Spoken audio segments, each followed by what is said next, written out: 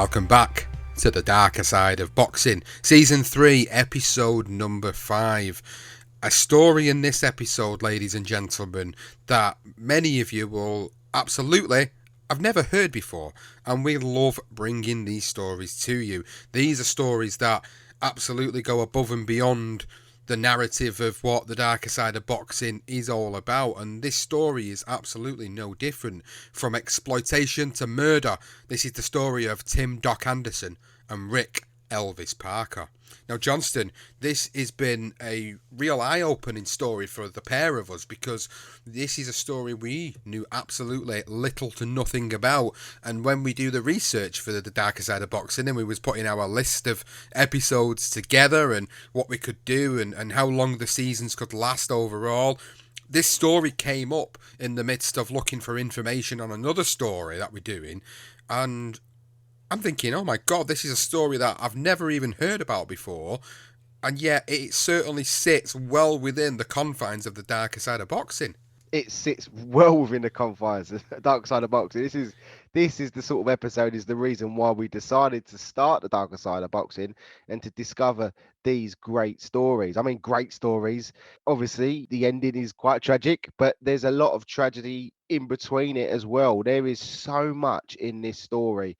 There are so many different famous fighters throughout the whole story. In actual fact, we've mentioned both of these guys, Anderson and Parker. We've mentioned them both in career profiles, and I believe in the dark side of boxing episode, which we will touch on. And it's crazy that we just didn't necessarily know too much about it. Yeah, it's an eye opener for us. I'm sure for those that didn't know it, it'd be an eye opener for you too. But what a great story! Now, to kickstart this crazy story, we're going to begin with Tim Anderson, whose father George was a former Coast Guard who served for the United States in Korea. He moved to Chicago and started working for Ford Aircraft. While working there for just a year, he met Jacqueline Mundo. She was working as a dental assistant, and they began dating after George went in for an appointment. Within a year, they were married, and George began driving a laundry truck. They had their first child, Timothy, also known as Tim, on November the 11th, 1958, and then they had a daughter, Erin, in December the following year. George continued to drive the laundry truck for 7 years before he joined the City of Chicago in the water department and stayed for 18 years. Together, George and Jacqueline brought up their 2 children, like any other parents who loved and cared for their kids. Tim would dote on his little sister, look after her, and protect her, and she loved her big brother. The family unit was strong, and it had to be to help Tim deal with his birth defect, Crohn's disease.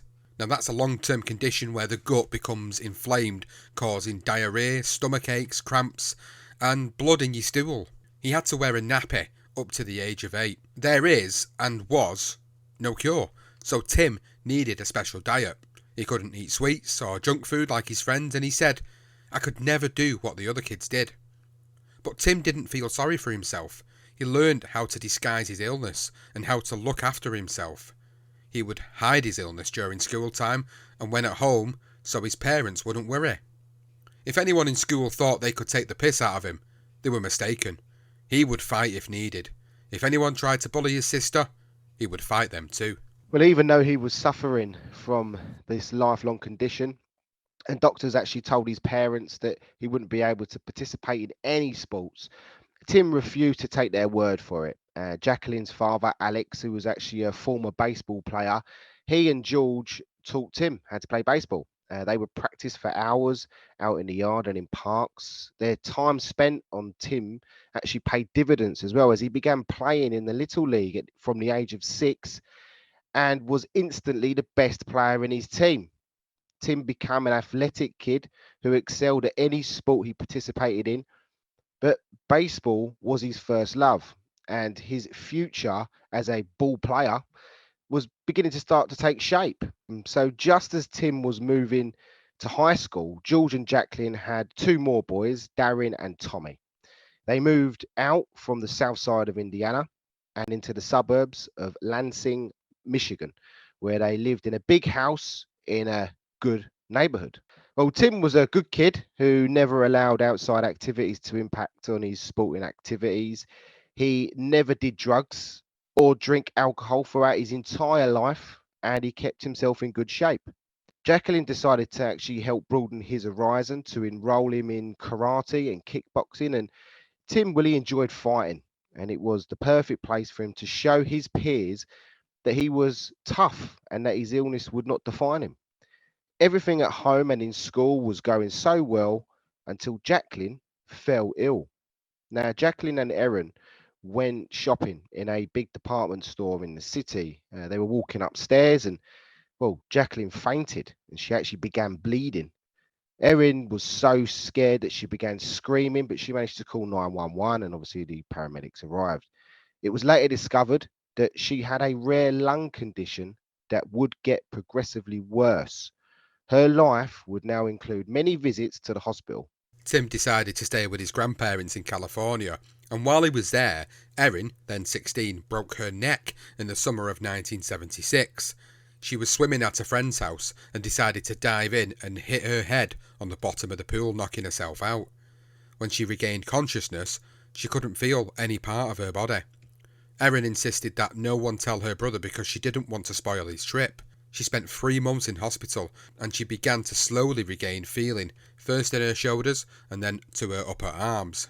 However, the doctors informed Jacqueline and George that Erin would never walk again and would probably die before she was 25. Tim found out by overhearing a conversation between his grandparents and his mother.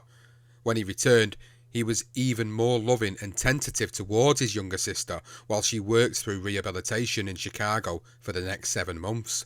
The Lansing community united and raised money for the house to be adapted, and the local bus drivers purchased a van with a wheelchair lift.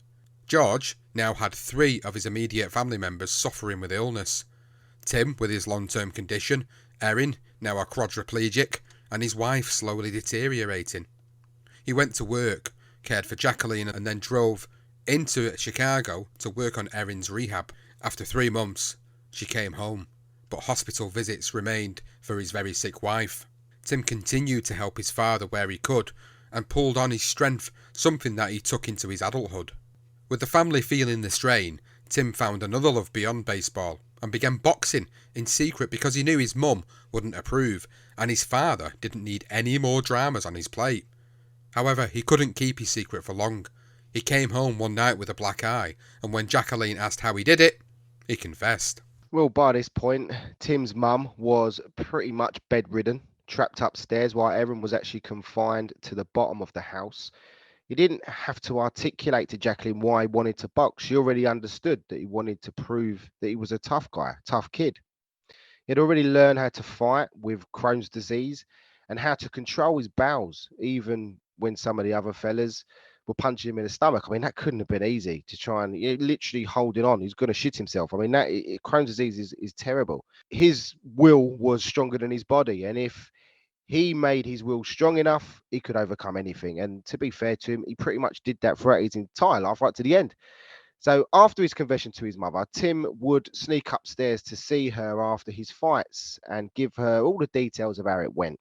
Sometimes she would even give him money to buy a steak dinner so he could build up his strength. In need of a ring name, he actually called himself Rocky after the Rocky films, obviously influenced him, and Mundo. So he was called Rocky Mundo. And Mundo was obviously his mother's maiden name. And then, of course, tragedy struck when Jacqueline eventually lost her life. Tim now fought for her memory, and it helped him to overcome the grief that he was feeling. And by the time he was at college playing baseball, he had already fought more than 150 times and lost no more than a handful of times. I mean, he was a good amateur. Even so, baseball was what he excelled at. He was one hell of a pitcher by the sounds of it. So it was no surprise when the Chicago Cubs came knocking and Tim was sent off to pitch for one of their sister clubs. It was in some sort of camp somewhere. He then began working as a bouncer to bring in some extra dough and moved in with his work colleague and long-term friend all throughout his whole life, Jim Murphy. Now, it was Jim that actually got Tim into natural remedy treatments. And this is what he said, our first quote of the show. He said, I gave Tim a herbal mix for his problems and the results came quickly. Tim was so proud. He even called me into the bathroom to show me what he did. He was a wonderful guy, so innocent and naive, with a quirky personality and a witty sense of humour. Unfortunately, Tim's dream of becoming a Major League Baseball player was just not meant to be. His fastballs fell short by just 3 to 4 miles per hour, which made a significant difference when pitching against world-class batters. He was offered the chance to play for the Cubs in the minor leagues, where he could blow guys away, which he did for a while. That was until the management of the baseball team found out about him boxing and were not happy, so they forced him to decide. He had fallen in love with boxing just as much as baseball by now, and he didn't want to become a nearly man pitcher, so chose to pursue a career in professional boxing. Now fighting under his real name, he dyed his hair blonde, enjoyed getting a tan, wore bright outfits, was a vegetarian, and because he had studied kinesiology, as in muscle movement, he earned himself the nickname Doc. Now Tim hooked up with a boxing trainer named Augie Rodriguez and a matchmaker named Pete Susans. At 24 years old, Tim made his professional debut on the 14th of June 1983 at the Sherwood Club in Indianapolis. He outpointed Floyd Saunders over 4 rounds in the light heavyweight division. For the next 3 years, Tim fought just under the heavyweight limit, moved from 4-rounders to 10-rounders, fought in Chicago, Indiana and Las Vegas, and clocked up a record of 13 wins and 4 defeats. Wondering where his career was going, Pete sent him to Paris, France on June the 20th, 1986 to fight the undefeated Frenchman Angelo Massone 13-0, and it ended in disaster. The fight was stopped when Tim Anderson was skimmed with a right hand in the second round. He could have continued, but the fight was in France against a Frenchman, so it was stopped prematurely. Tim flew home to Chicago. Dejected, he split with Pete and Augie, headed for California to stay with his grandparents, and began sparring at a gym called Benny the Jets. This is now a good time to move away from Tim Doc Anderson and give you some background to the other main character in this story, Rick Parker. So he was born on June 24th, 1955 in Springfield, Missouri. Rick never knew his father. His mother brought him up alone with his half-sister Diane. However, while his mum bred dogs in the day and she worked during the nights, it was his sister Diane who was left to be the mother figure in little Rick's life. Not much is known about his very early life, but what we do know is that when he was 13 and Diane was 16, they moved from Springfield, Missouri to Lakeland, Florida. Now, Rick was a wannabe entrepreneur from the very beginning. Now, he would arrange for young kids in his area to cut the grass of the neighborhood, but when it came to paying them, he would take all the money for himself. That was the type of guy Rick was. Rick left school at 16 and went straight into what he was good at, which was wheeling and dealing.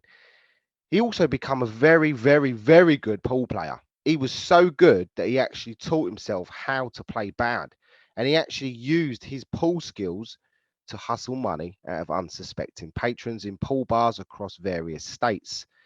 He would work the halls by playing badly, get his opponents into a false sense of security, and then leave pissed as a fart, go back to his motel or sleep in his car. But Rick was a big boy. He was fat, he was over 6 foot, and he'd be back the next day. You know, he was easily identifiable. And the day after that, he'd be back again until they upped their wage and he played for the big money. It was at that point that he would, of course, find his form and he would win. He would tell his new acquainted friends that, I'll be back tomorrow for, you can try and win the money back. But of course, he never returned. He ended up rinsing literally Central Florida dry, never returning to the same bar twice.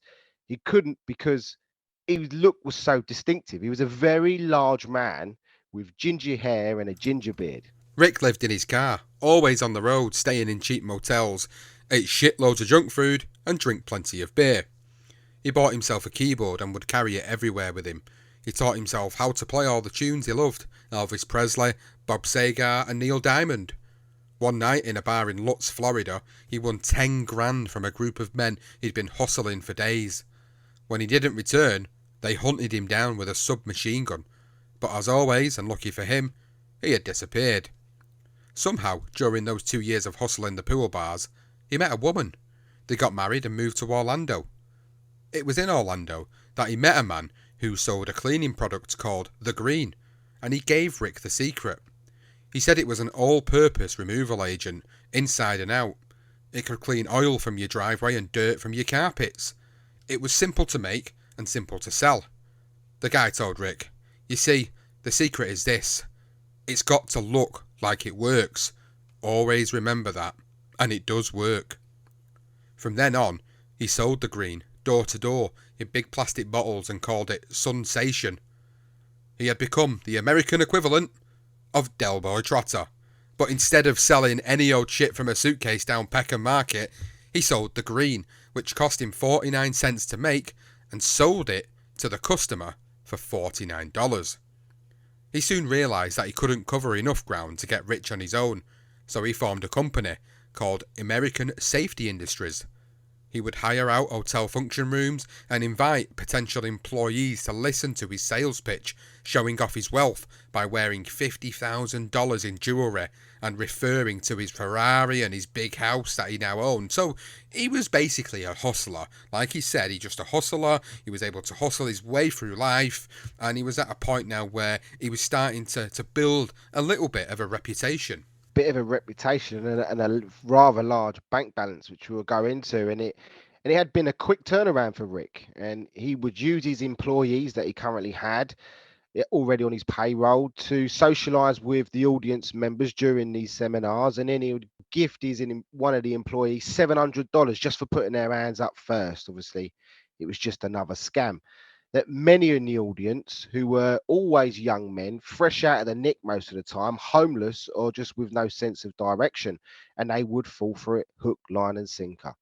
Then he would give him his final pitch, and his final pitch was, "What I want to tell you is this: you can have what you want in your life, but you got to knock on the door to get it. You got to knock on the door." It was always it was always like one word sentence type of thing. "You hear me?" he says. "This man came up and he knocked on my door while you people didn't think to raise your hands." Now, many joined and earned decent money. Some skimmed, obviously, extra for themselves, but Rick sat at the top of that pyramid and he took the larger share.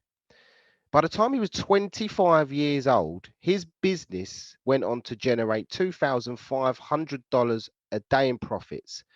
That's just shy of $1 million a year. Now, this is the mid-80s. That was a huge amount of money. Today, it would have been short of $7,000 a day and $3 million a year. That was good money, really good money. And well, Rick was loving his life, and Rick met another woman. He had a son with her called Chris. Then he left her and he got himself a third missus. He then bought an apartment in Florida in Daytona Beach, where he lived with Chris and his new missus, and he employed his sister Diane to work for the business. He lived a very lavish life. He hired a driver called Dennis Jones to drive him around in his limousine. He wore expensive clothes, although his style was very terrible.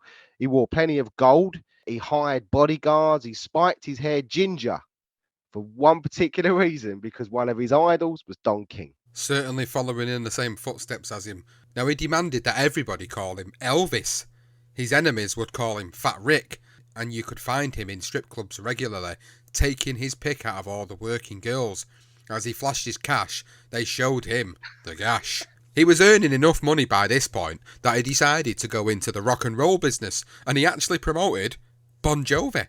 John Bon Jovi, Living on a Prayer, can you believe it? Then one day his life went into a different direction, thanks to one of his idols.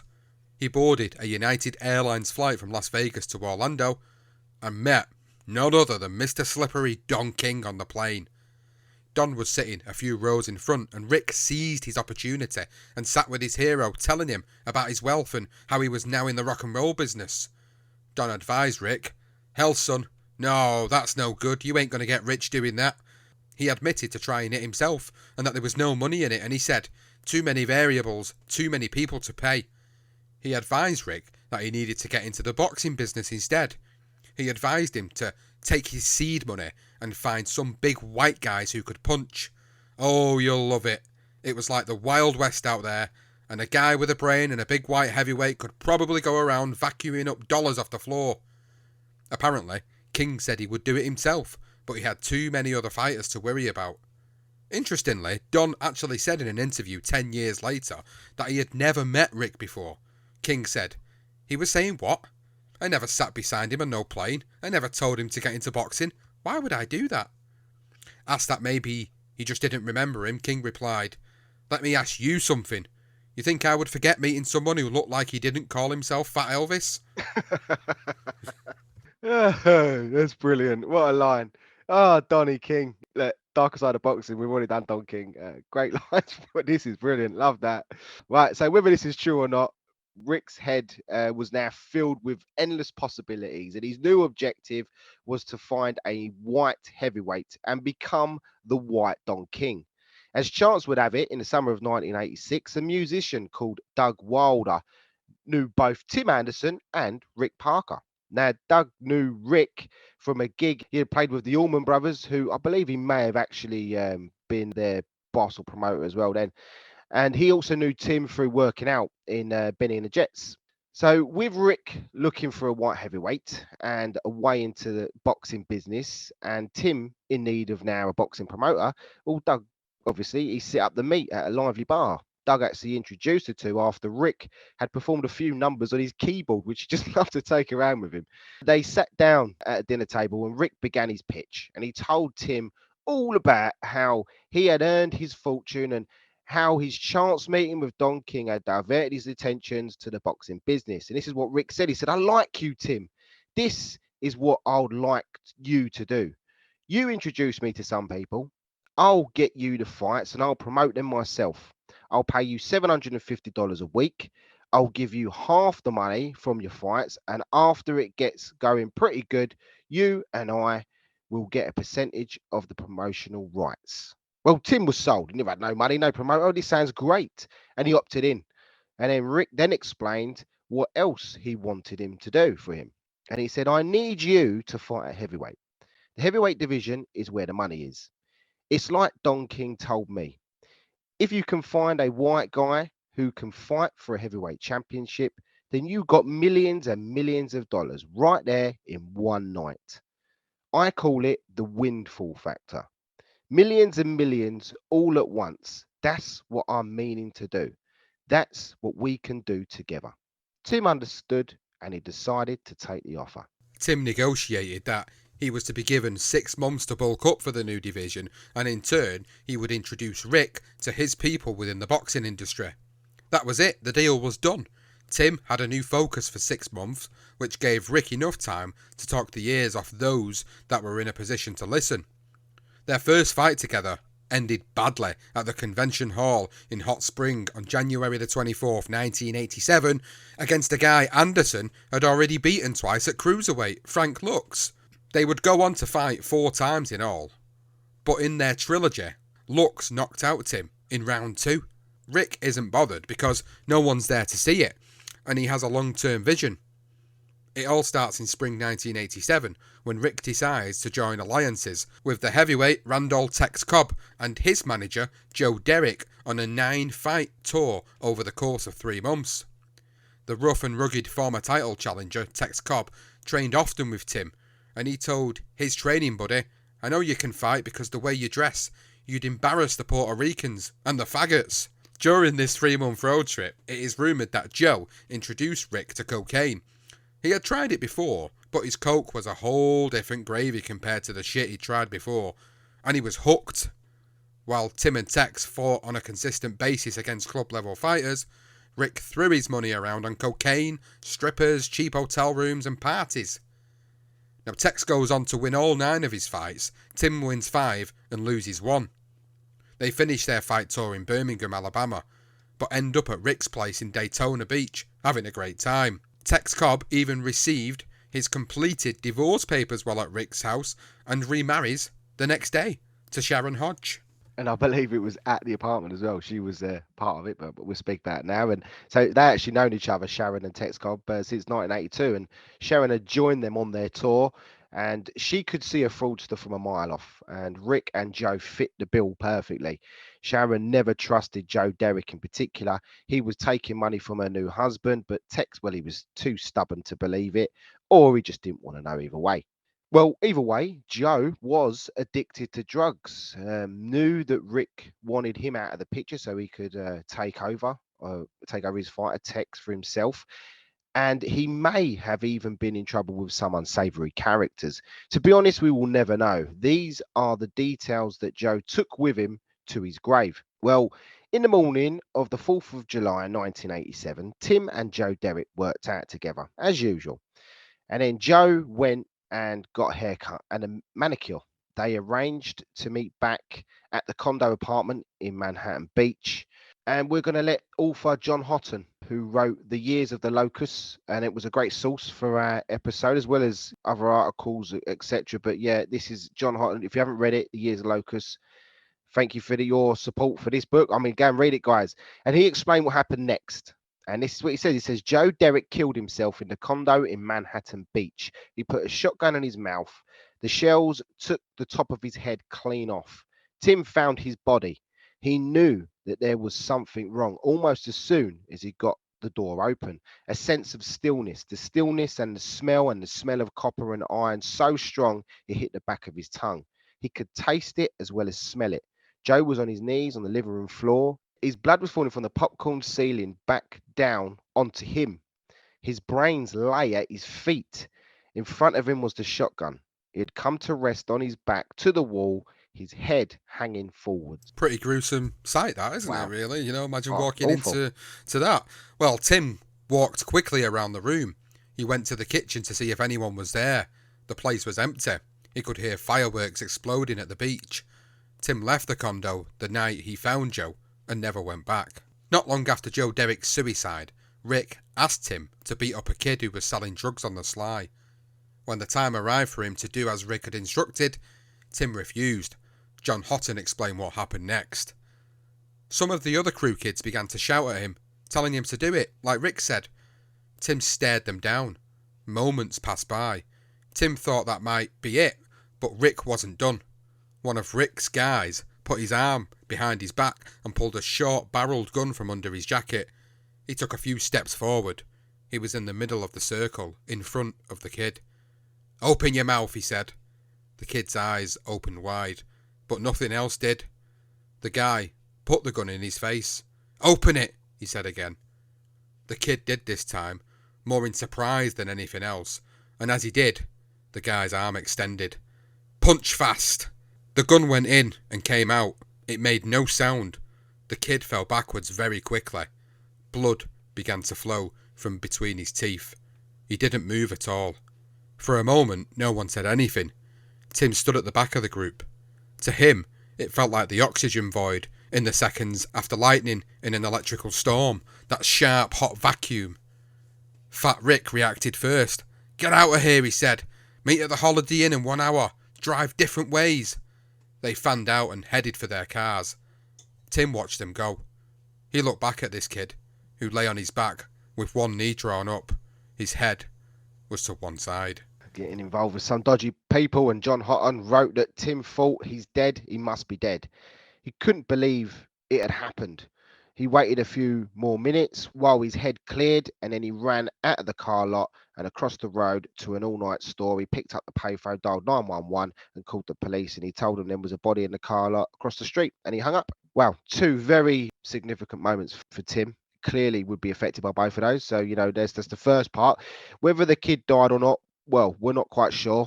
By the account of what was written there, I'm guessing he probably did. And no one was ever brought to justice for this. Did the kid die? Who knows? So a few months later, Tex signed with a new promoter manager, Ron Weathers, who was actually working with George Foreman, who we've done a career profile on. Ron Weathers does get mentioned in that. He's making a return to the ring in 1987. Ron then decides to get Fat Rick involved to help finance Big George's return. Now, after Foreman knocks out Bobby Crabtree in his third comeback fight, Fat Rick Elvis Parker speaks to the press, and this is what he says. He says, "It's a treacherous business, real treacherous. In this business, you're always watching your back, but I love it. This business teaches you how to succeed against all odds, how to keep going when all sorts of obstacles are in your way. In boxing, the show is as important as the business, and Don King and Bob Arum and all of them had better watch out because if Rick Parker ever gets TV, you're in trouble. I could get any fighter in the world. Well, Tex informs Rick of a guy called Doug Davis. He actually owns a bar in Orlando who wants to invest in boxing.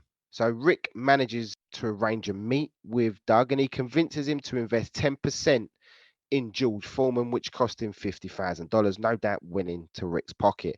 Doug gets 10% of a stake of a company called Sports Day Incorporated, a company that was newly formed by Richard L. Parker. There you go. So Richard, as in Fat Rick Parker. Specified on the note of the agreement is what Doug had invested in, which was providing professional boxing promotions, entertainment, management of sports personalities, and especially the boxing careers of Randall Tex Cobb, Tim Doc Anderson, George Foreman, Frank Gator Lux, Tony Pereira, Irish Dan Murphy, Angel Fatso Medino, David Acosta, Victoria Belcher, and Eddie Rios, and other sports personalities, and including television, movies, and other profit-making promotions. The first event that Sports Day Incorporated promoted was George Foreman against Tim Doc Anderson. They held open workouts and invited the press to watch. They loved Tim, who had invented a different look. He changed his hair colour again, had a new spiked hairdo, and he travelled around with a group of girls called the Beverly Hills Knockouts.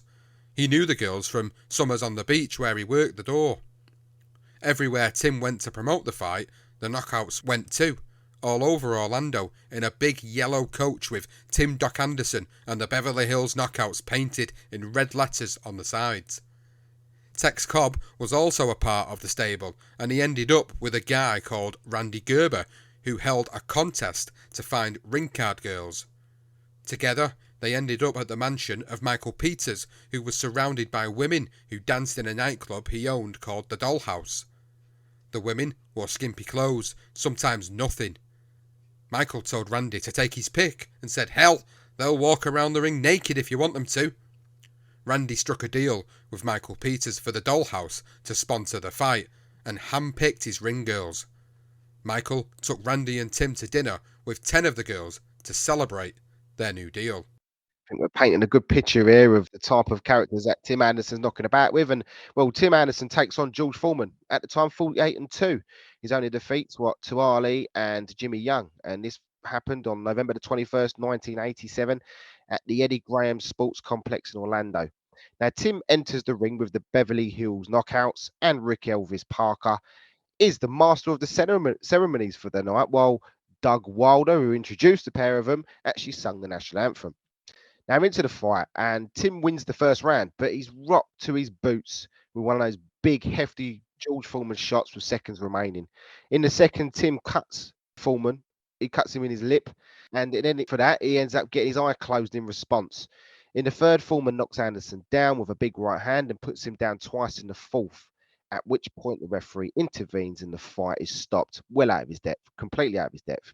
For all his efforts, though, Tim Anderson was unable to put much of a dent in George Foreman's ring return, but he did get a lot of credit for his bravery by George Foreman himself and by others. And Tim suffered a terrible swollen eye as well, as I mentioned from the fight.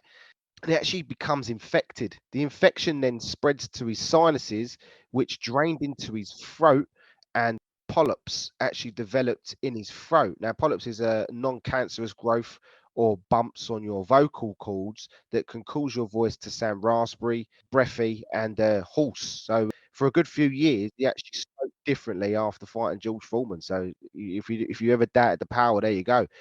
Well, his voice did change following surgery, but he was back out in January the 13th, 1988, where he outpointed a guy called John Barbier. Then he stopped Jeff May in 3 rounds 10 days later on a George Foreman undercard. Now, while Tim Anderson tried to regroup and get his career back on track, Foreman moved on to bigger and better things, with most of his fights ending within 3 rounds that year, and only Quarry actually went 7.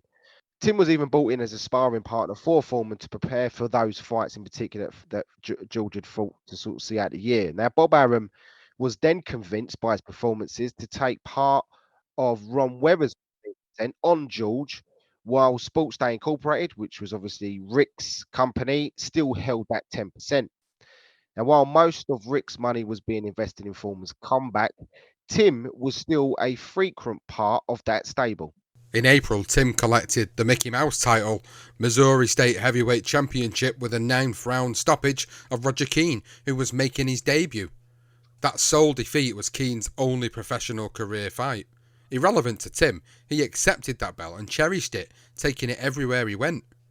Rick then arranges another big fight for Anderson, a bout against an over-the-hill Jimmy Young, who was 33-17-3, and that's the same Jimmy Young that beat Foreman back in 1977. This is a big name for Tim, but he's disappointed to hear that Rick has only got Young in to fight Anderson, so he would set up a rematch with Foreman. Tim is pissed off, obviously, but he takes it out on Young and wins a split decision in Florida on a John the Beast Mugabe undercard. After the biggest win of his professional career, Tim tells Rick to fuck off, but he still has a legally binding contract. So to smooth things over, Rick offers Tim a fight with Pierre Coetzee, who was 22-2 in South Africa, guaranteeing him $10,000. What Tim doesn't know is Rick is actually stitching him up. Coatzee's team offered Parker 20 grand to fight Tim, and he took half. He doesn't send over a coach to get Tim in shape, and he's left with 2 bad sparring partners. Once one gets put on their arse, they both decide it's not worth the hassle, so they actually leave Tim to his own devices. He later finds out from his South African driver that Rick won't be sending over any trainers because he's been paid off. A few hours before the fight, Tim finally hears from Rick, wishing him luck. When he questions him about what he was told, Rick tells him that it's not true. But what can Tim do now? The whole thing is basically a scam, and he's just being completely played. Isolated in South Africa. Wow. Well, and this gets worse for poor Tim. And while he's getting warmed up on his Jack Jones in the dressing room in the West Ridge Park Tennis Stadium in Durban, South Africa, 2 policemen walk in holding rifles. One says with a smile, "Hey man, you're going to lose tonight, yeah?" Tim laughs and says, "I wouldn't bet on it if I was you." The policeman replies, "Yes, you are, man," and hits him in the face with the butt of his rifle. Then demands, "You understand?" Tim is then escorted through the crowd by these 2 police officers to the outdoor ring with his nose broken. Still stunned, he just couldn't get into the fight, nor could he forget what just happened to him in the dressing room, what Rick was doing to him. And Coates, well, he lands some solid shots, and Tim is counted out in round 2. After the loss, he's taken from the dressing room into a private airfield with nothing but the clothes he was on his back. He's flown to Johannesburg, where he stays for the night, and then taken to the city's airport. One of the South Africans who drove him to the airport hands him his suitcase, his Missouri State Championship belt, which he loves to take around with him, and another guy gives him an airline ticket to go back home and his $10,000. Well, over the next 9 months, Tim Anderson's life goes from bad to worse. He decides to move away from Rick completely. Obviously, he's done him over now. He's like, I can't deal with this guy. And he begins working as a bouncer again, where he meets a nice girl called Gail. She gets pregnant. He moves in with her, and then they get married. But then she loses the baby. They then split up and get divorced. He then goes on to lose 2 fights back to back against a guy called Tim Morrison and Art Terry, which worsens his nose, and he's forced to have surgery for his deviated septum. He had to spend 5 months out of the ring, obviously not earning no money, only working as a bouncer, where he meets another girlfriend. That relationship turns toxic. She then begins to start a rumor that Tim's on steroids, which is never true. Tim is a very clean athlete throughout. No one ever says he ever takes a flipping sip of a beer. And then to make it even worse, what does she do? She begins dating Fat Rick Parker to piss him off. Oh no! Oh, you just fucking shit, isn't it? At this point, you're feeling for him because you feel he's being absolutely stitched up big time, and he's being thrown on the scrap heap. Now Tim's pissed and he's upset, so he moves back in with his old mate Jim Murphy. One day they sit down and work out how much money Fat Rick owes him, and they work it out to be $178,000. Tim vows to Jim that he would do everything in his power to get every penny he is owed, but for now, he had to bide his time. Tim makes a comeback to boxing following the surgery and fights twice in 1989. He outpoints Lupe Guerrero in May and stops Greg Payne in 4 rounds a month later at Fort Myers. Tim then loses to Dan Wofford in May of 1990, but before the Greg Payne rematch, Tim arranges for himself, Jimmy Young, Jimmy's friend Floyd Patterson, and John the Beast Mugabe to go to Fort Myers High School and speak to the kids about living a clean life and staying away from drugs. Just before addressing the kids on drugs, who pulls up outside the school in his limo, dressed like Elvis, surrounded by hookers, and out of his face on cocaine? That's right, you've guessed it, Fat Rick Parker. Now Tim was so upset with Rick, he opens the door to his limo and sees him sniffing a big lump of cocaine. He's like in Scarface, he's like Tony Montana. Tim then demands the $178,000 that he believes Rick owes him and tells him to fuck off. Tim recalled, "I slammed the door. I was pretty upset. We went in and talked to the kids, but our relationship was pretty much severed right then and there. After the fight, I told Rick I was leaving and I wanted my money. It was my savings." Now, Tim's sister Erin later admitted that she couldn't understand how these two ever worked together, and she said, "Tim isn't stupid, but he trusted a lot of people he shouldn't trust. Parker was very flashy and addicted to drugs, which couldn't have been more different to Tim. I don't think Tim was ever high or anything except on life and exercise." Tim took an 8-round decision, moving back to the boxing against Greg Payne. And that was the last fight he fought under Rick Parker for now. And it was actually at the Anderson Payne fight as well, where Rick met a guy called Rob Russin, who was managing a stable of fighters that included Smokin, Bert Cooper, David Hand Grenade Bay, and Oliver the Atomic Ball McCall. Great set of fighters. What a nice set of fighters he had there. Soon they become partners. However, Tim was resigned to, going back to Tim was resigned to the fact that he was thinking that Rick's just never going to give him his money that he owed him. And he said, in his own words, he said, "Look, I started over at that point. I took it as a loss. I went back to Fort Lauderdale to stay with my friends and was going to write a book." Now, the book was his other project away from boxing. He's a journeyman now, really. I mean, he's getting beat by fighters he shouldn't get beat by. He's going to call this book, he's going to entitle it Liars, Cheats and Whores. Now, Rick Parker, he gets wind of this. Normally, he's been too busy recently, obviously, with trying to earn money from other fighters. But now he's obviously suddenly paying attention. He finds an interest when he hears about this book, when he finds out. So he calls him and he says, "I ain't paying you shit until I know that you're not going to talk shit about me in your book. As a matter of fact, if you do, I'll kill your sister." Now, as we said, Tim's very protective of his sister. She's disabled and in a wheelchair, but yeah, very protective. So that he knew that got under his skin. He knew that it pissed him off. No one involves his sister, but he lets it slide. After all the shit, he still lets it slide. Maybe Rick was still pissed off because around this time, Bob Arum had actually decided to cut him out of the George Foreman deal. Now, Rick was not going to just disappear easily. Of course he's not. So when Foreman left the ring after knocking out Jerry Cooney in 2 rounds, Jack Soloway, who was Rick's bodyguards, he jumped out from the crowd and stuck a lawsuit to George Foreman's chest and says, "You're served." Now, to make sure he was understood, Rick actually withheld George's purse and he sued everyone. And I mean everyone. He sued Ron Weathers. He sued Bob Arum, Top Rank Incorporated, Caesars World Incorporated, Caesars Sports Incorporated, Caesars New Jersey Incorporated, and anyone else you could think of. Well, Bob Arum, obviously, he tried to throw his weight around a bit, threatened all sort of kinds of little things. Obviously, not direct threats, but to get him out of the game. But, well, Rick held his nerve and he refused to budge.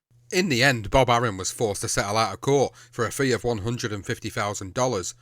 Under the terms of settlement, Sports Day Inc. had to surrender all past, current and future claims on the career of George Foreman.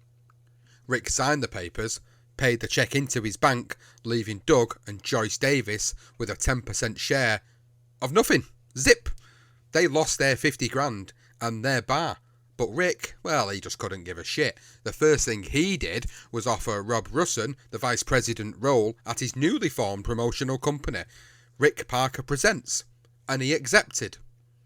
One of the first tasks Rob was given was to track down Mitch Green in New York and bring him to Rick. He found him in Harlem, probably high on PCP and close to a wrecked car no doubt, but he got Mitch to Tampa Bay.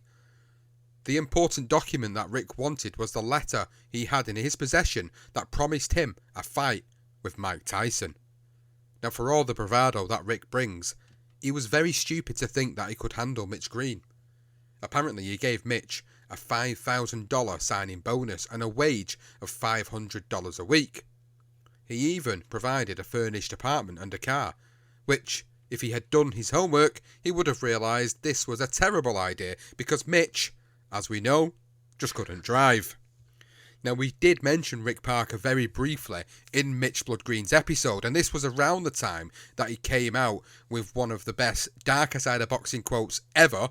When asked by Tom McEwen about the 54 traffic violations he had been cited for, Mitch Green answered, like only Mitch Green does, by correcting McEwen and saying 56. Now, Rick called in the press to launch a Mitch Green's boxing comeback in a gym in Tampa. Mitch wore a t-shirt that said, "Mike Tyson is a homo" on the front. Not something you would want to do every single day, but if you guys have listened to the Mitch Blood Green episode, then you will know exactly what we're talking about. If you haven't, please, once you've listened to this, go back and listen to that. Brilliant. I love it. Anything with Mitch in. Love it. Well, there's one more Mitch story in here, so we're going to roll this out. So Rick promised to have the Tyson fight within a year against Mitch Green. Rick set up an event in Florida, and Mitch was supposed to fight in a layup fight, but he never made it to the ring. Of course he didn't. Instead, he actually kept mouthing off about Mike Tyson and what he was going to do to him until Kevin Rooney, who confronted him. He heard about him being mouthing off, and he comes to the arena, and Mitch begins to taunt him, asking him, "Do you kiss Mike on the lips? Are you a faggot boy too?" Well, Kevin Rooney, he switched and he went for Mitch Green, chasing him through the crowd, and Mitch started pushing and shoving with Kevin until they were separated, but the crowd obviously lapped it up. Rick was sitting by thinking, what the fuck have I done here? I've got a guy that's nuttier than me. Well, Rick grew tired of Mitch very quickly and moved on. He moved on to get his first multi-million-dollar fight. Now, he identified Smokin Bert Cooper, and he got a fight against Riddick Bowe in Las Vegas. Cooper got $75,000, but he was knocked out in 2, and apparently spent all of his earnings in Vegas before leaving Vegas with his girlfriend. He was just as nutty as Mitch at times, Cooper. Well, Rick then watched on as Foreman lost to Evander Holyfield. Now, Bob Arum's done him out of a deal. What does he earn? George Foreman, $12.5 million. All of a sudden, that $150,000 out of court settlement seemed like a very, very bad deal indeed for Rick. So, well, what did he do? He spent most of the night battering the gear and getting mad at Bob Arum and the world. Of course he did. And he was, he's having to rethink now. He needs a white heavyweight. That's what he needs, a white heavyweight challenger. And he felt like he had found it in the shape of a football player called Mark Gastineau. Now, he was a star NFL player who held the single sack record for a season and played for the New York Jets. He was a big star. However, he was well known for his wild side. He actually started a brawl in Studio 54, got arrested several times, which led to him doing the 90 hours of community services in Rikers Island, teaching football to the inmates. I mean, what a guy to pick. He was probably more famous, though, for impregnating Sylvester Stallone's ex-girlfriend, Bridget Nelson, and having a son with her. When they split, Gastineau, he decided to take up boxing to get her back and show her just what she had been missing. Well, Mark starts training with Jimmy Glenn, and soon Rick comes knocking and offers him $5,000 a month plus a minimum of $5,000 per fight to sign a contract with Rick Parker Presents. He offers Jimmy Glenn $500 per week and his assistant Willie Dunn $300 per week. He calls Ron Weathers and tells him that a fight between Mark Gastineau and George Foreman will make both boxers a minimum of $5 million. Ron laughs off the approach as nothing more than nonsense, but tells Rick that if he can get Gastineau to 12-0, then they'll talk about a fight. Rick takes that as a guarantee and gets Rob Rouson to get his first opponent, who ends up being a pro wrestler, Derek Starfire Dukes. He takes the fight for $600 and knows exactly how it works, and he tells the press, "I've beaten up bigger guys than Mark Gastineau on the street." Before the fight, Rick tells Derek Dukes in his dressing room, "As soon as a strong wind blows, get the hell out of there." Derek Dukes is flattened by the second punch of Mark Gastineau's new career. He goes down just the way he was taught in wrestling, his chin tucked in, his legs flying up, his back making a loud slap on the canvas. It's an absolutely terrible, clear as day dive as the fixed fight which Derek Duke confirmed a few years later.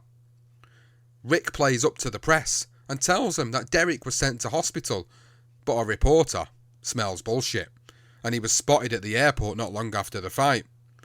The fight is as dodgy as hell, but the Virginia Commissioner, Mike Beaver, approves the fight as legit after watching the tape. Watch the tape, guys. It's terrible. It is so fucking terrible. I think the fight lasts 18 seconds and 10 seconds of that is the count. So it's an 8-second fight. It's terrible. It's terrible. Well, away from Mark Gastineau, Rick sees his millions in Bert Cooper, even though he calls him $50 Bert. Now, the reason why he calls him $50 Bert, Rick calls him $50 Bert, is obviously not to his face, but behind his back, is he can't trust Bert Cooper with any more money. So he only wires him $50 a day, safely known in his head that he can only spend it on food and drink and maybe like a case of beers and not enough for drugs. That's what he says. Drugs, though, were always on Rick's agenda at this point. Now, he was off his face on coke every single day, still chasing his multi-million-dollar dream. He was now battering the gear like he was Tony Montana from Scarface. I mean, his limo driver, Dennis Jones, said that was his thing to numb himself. Crown Royal and coke. A friend of his actually said that he, as in Rick, would spend $2,500 a night on parties, coke and booze. I'd be doing an ounce of coke a night and he would be trying to hang with me. It was the good life. Girls, money, drugs. Everyone had a good time. Everyone partied. Well, Rick found out through the grapevine that the Doovers were looking for an opponent for Vander Holyfield. So he presses them to take Bert Cooper. They originally actually decided to get the Italian in, Francisco Damiani, but he gets injured. So they offer Rick the fight for $350,000 to save the event. What Rick doesn't know is that the Italian was actually offered $750,000, but he was desperate and accepts it anyway. So they done Rick out of a deal there, which is nice to hear. On November the 23rd, 1991, Rick Parker is finally involved in a heavyweight title fight with his guy Bert Cooper against the WBA champion Evander Holyfield. Now, Cooper hasn't trained for a month, gets the flu just before, and Rick finds out, pays for his medication, tells the doctor to keep quiet about it because he doesn't want to lose his fight. Even with the issues, Cooper manages to rock Holyfield, get a standing 8 count by Mills Lane, even though that wasn't a rule sanctioned by the WBA. Later in the fight, when Cooper was on top, Mills Lane stops the action again because of a rip to Holyfield's glove.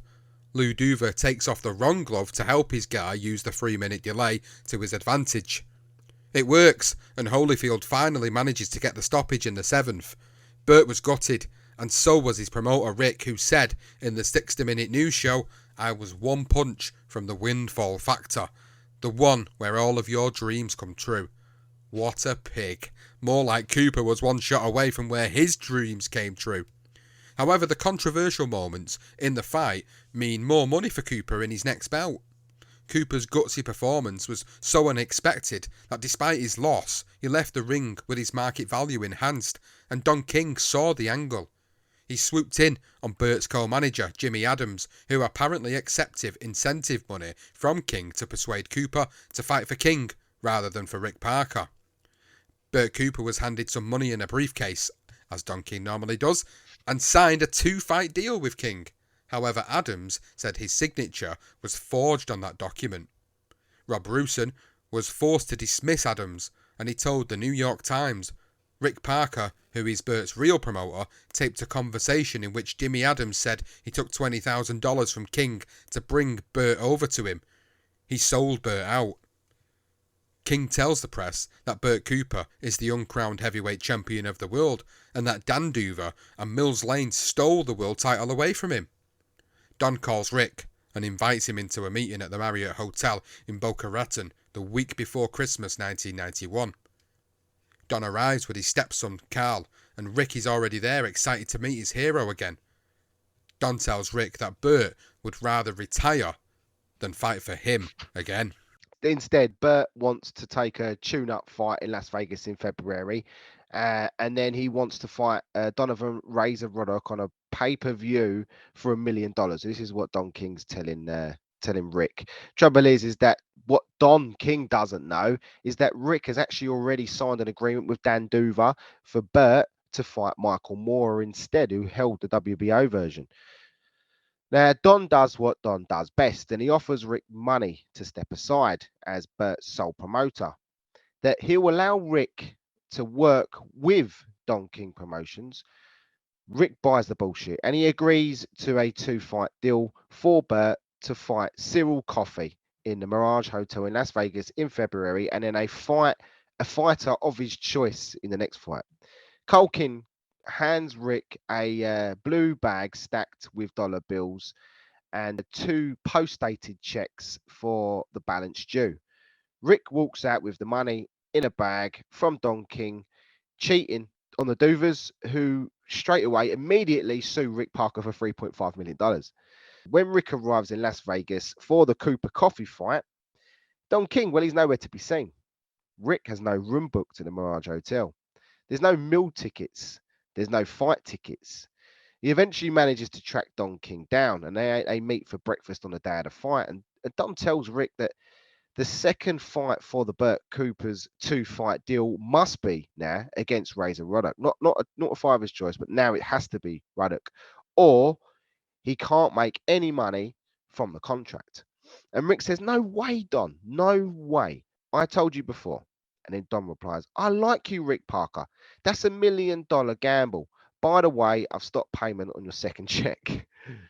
Their meeting ends without any agreement, but Parker tells the New York Times that King wanted Cooper to fight Razor Ruddock for $400,000, and Rick said to the New York Times that Ruddock Cooper, that bout is $1 million fight, so I wouldn't agree to it. Cooper goes on to break Coffey's nose and knock him out in the second round, and Rick takes a gamble and meets up with Dan Duver at the Hilton Hotel in Wilmington, Delaware. He offers them the same contract for Bert Cooper to fight Michael Moorer for the WBO heavyweight title in Atlantic City. They accept, happy to get one over on Don King, and Rick gets paid by Dan Duver while screwing his hero, Mr. Slippery. Now, Bertie's staying at the Days Inn suite in Philadelphia 2 months before the Moorer fight, when 10 big fellas show up and tell him that he needs to speak to Don King now. Bert gets spooked, and he moves his training camp 3 times across 3 different states. He then receives a lawsuit from Don King Productions, so he returns the favour and issues him one back. The weekend before the fight, Don King calls the police to his house in New York. He tells them that there is hitmen outside his door, hitmen sent to kill him. The men turn out to be process servers, and Don freaks out, saying it's all part of an insidious plot to destroy Don King. They got the perfect guy to try to bring me down. We all know what Bert Cooper is into. It must have really messed him up. Now, by the time he arrives at the Trump Taj Mahal in Atlantic City for the fight, 3 members of his entourage are wearing bulletproof vests. The fight is a belter, where both hit the deck, but in the end, Moorer gets the better of Cooper and stops him in the 5th round. Rick's dream of having a world heavyweight champion looks to be all but over, but he still believes in his next heavyweight prospect, Mark Gastineau. So a lot of dramas there for Rick, and he's really rubbing shoulders with some of the top promoters around at the time, but finding himself getting the short change all the time.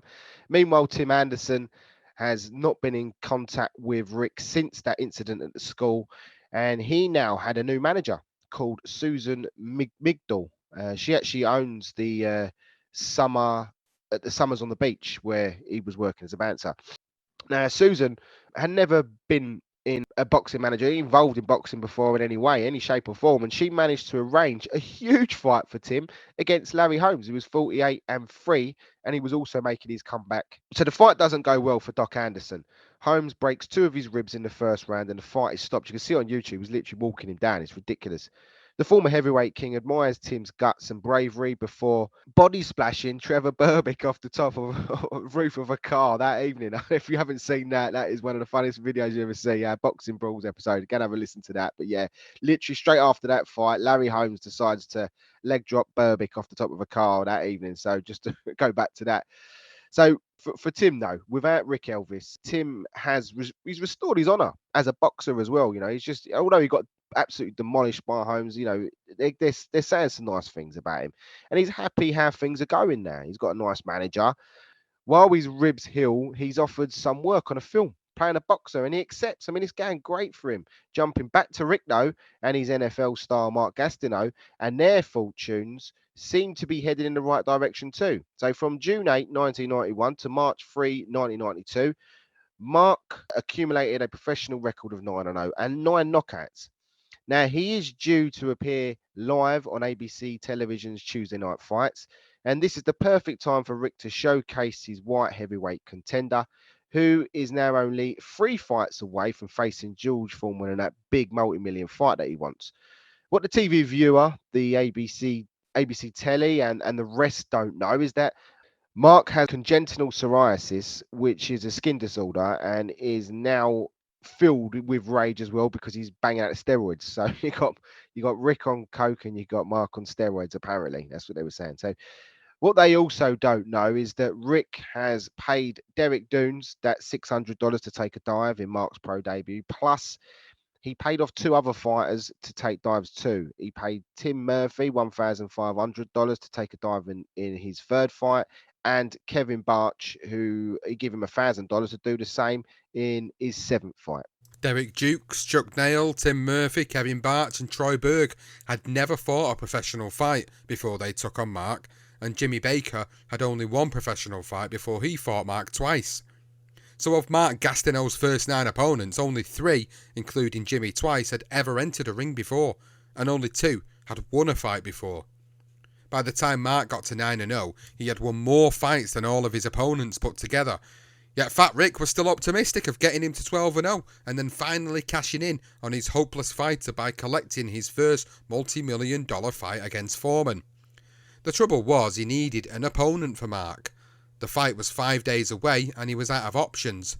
So high on coke, Rick decides to make a call at 2 a.m. Jim Murphy answers the phone and calls for Tim Anderson. Rick Parker begins his pitch, and this was what Tim remembers. Rick was saying, "How you doing, buddy? We talked once in 2 years. I knew something was up." And I said, "What do you want?" He said, "I'm going to make up the $148,000 I owe you." And I said to Rick, "That was 2 years ago. It's about $178,000 now."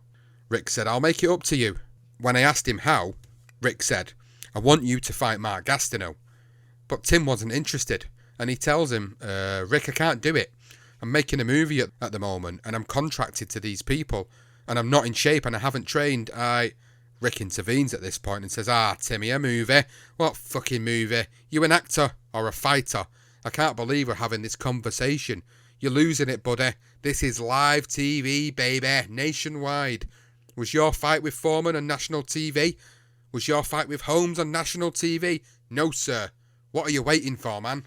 Well, Rick offers to pay Tim his $178,000 that he owes him, to fly in his trainer, Bill Lucci, from Canada, to put them up in a nice hotel, and to smooth it all over with the producers of this movie. Tim agrees to take the fight. Rick apparently calls the movie producers, sells them the story of their boxer in their film fighting live on coast to coast television, and obviously they took the bait. They bought it as well, and Tim does. And so Tim decides to fly out to San Francisco for where the fight's being held. He does check into a nice hotel. Bill Lukey does arrive and advises Tim that Mark Gastineau has never gone past 2 rounds in his life. If he can take him into the 3rd, 4th and 5th, you've got him. Well, that's what they think. Rick fills his suitcase. He's now always wandering about with his suitcase and his keyboard and loads of coke and jewelry. That's basically what his life is. Fills it up with loads of money. as much as he can fit in, and he takes it to Tim's room. He lays it on the table, unopened, Don King-esque, clearly learning from his hero. And Rick then advises Tim how the fight is going to play out, with him taking a dive. Well, this is what Tim recalls. He says he wants to talk to you about making a deal. He told me I was going to make $500,000, and all I have to do is lose in the first or second round. He goes, he'll make it look good. He knocks you out. You come to an interview, talk about you were the Foreman sparring partner of Foreman's, and you tell everyone Mark Gastineau hits harder than George. Tim says nothing. So Rick takes out his mobile phone and he makes a call. The guy on the other end is a business advisor for George Foreman. Rick hands the phone to Tim. George's man says, "You know something, kid? You're never going to make money like this in your life. $500,000 takes care of you, your sister, your family, everything. Think about it." Tim hands the phone back to Rick, who tells the man on the other end of the phone, "Don't worry, it's a done deal." And then he hangs up. He then opens his silver case, and inside are stacks of $100 bills, still wrapped. Another Don King move. He shows them to Tim and tells him that everything is going to be okay in San Francisco. After going on with all that spiel, Tim said, "I'm sitting there nodding, realising this isn't going to happen. If I say that I'm not going to do it, they're going to get someone else. So what I said was, thinking I'm pretty smart, let me think about it." This was Saturday night. The fight's on Tuesday. They're assuming that I'm going to take the deal. The idea was for Tim Anderson's kickback of $500,000 in cash that would be paid to him on the day that Mark fights George. Once Rick finishes his pitch, Tim falls silent. Rick continues that Tim and Mark will then go on to make a boxing fitness video together. Then he will get Tex Cobb, who is also involved in the movie business, to get Tim more film roles. Rick heads back in his hotel room with his business done. Then, with no doubt, whipped out his keyboard and starts singing through the night while battering the coke. Now Tim calls his best friend Jim Murphy and tells him what Rick Parker had just offered him, $500,000 to take a dive on live TV. Jim laughs and asks Tim if he's got it in writing. Now on Tuesday morning, around 11 a.m, Rick and Mark Gastineau show up at Tim's hotel room. Tim recalls Rick saying, "We want to set up the fight and go over what's going to happen." I looked right at Mark and said, "Mark, I'm going to hurt you." Rick says, "What?"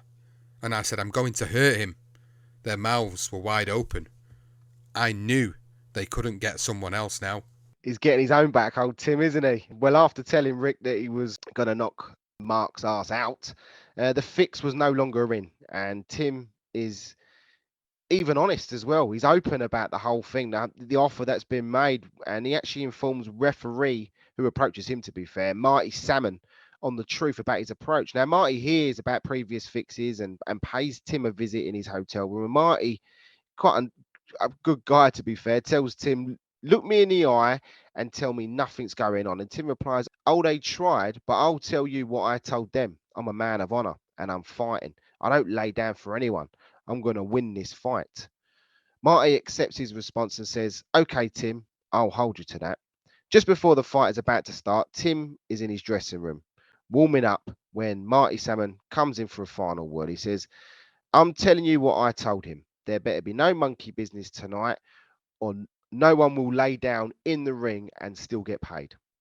And Tim replies, "No, sir, never, not me. I'm here to fight." After Marty comes in, Rick actually comes into Tim's room now with that silver case in his hand. And Tim thinks, "Oh, God, here we go. It's another play going to be made here." But Rick just says this. He says, "Hey, Tim, what are you wearing? I'll give you 500 for that robe and trunks because Mark's forgot his."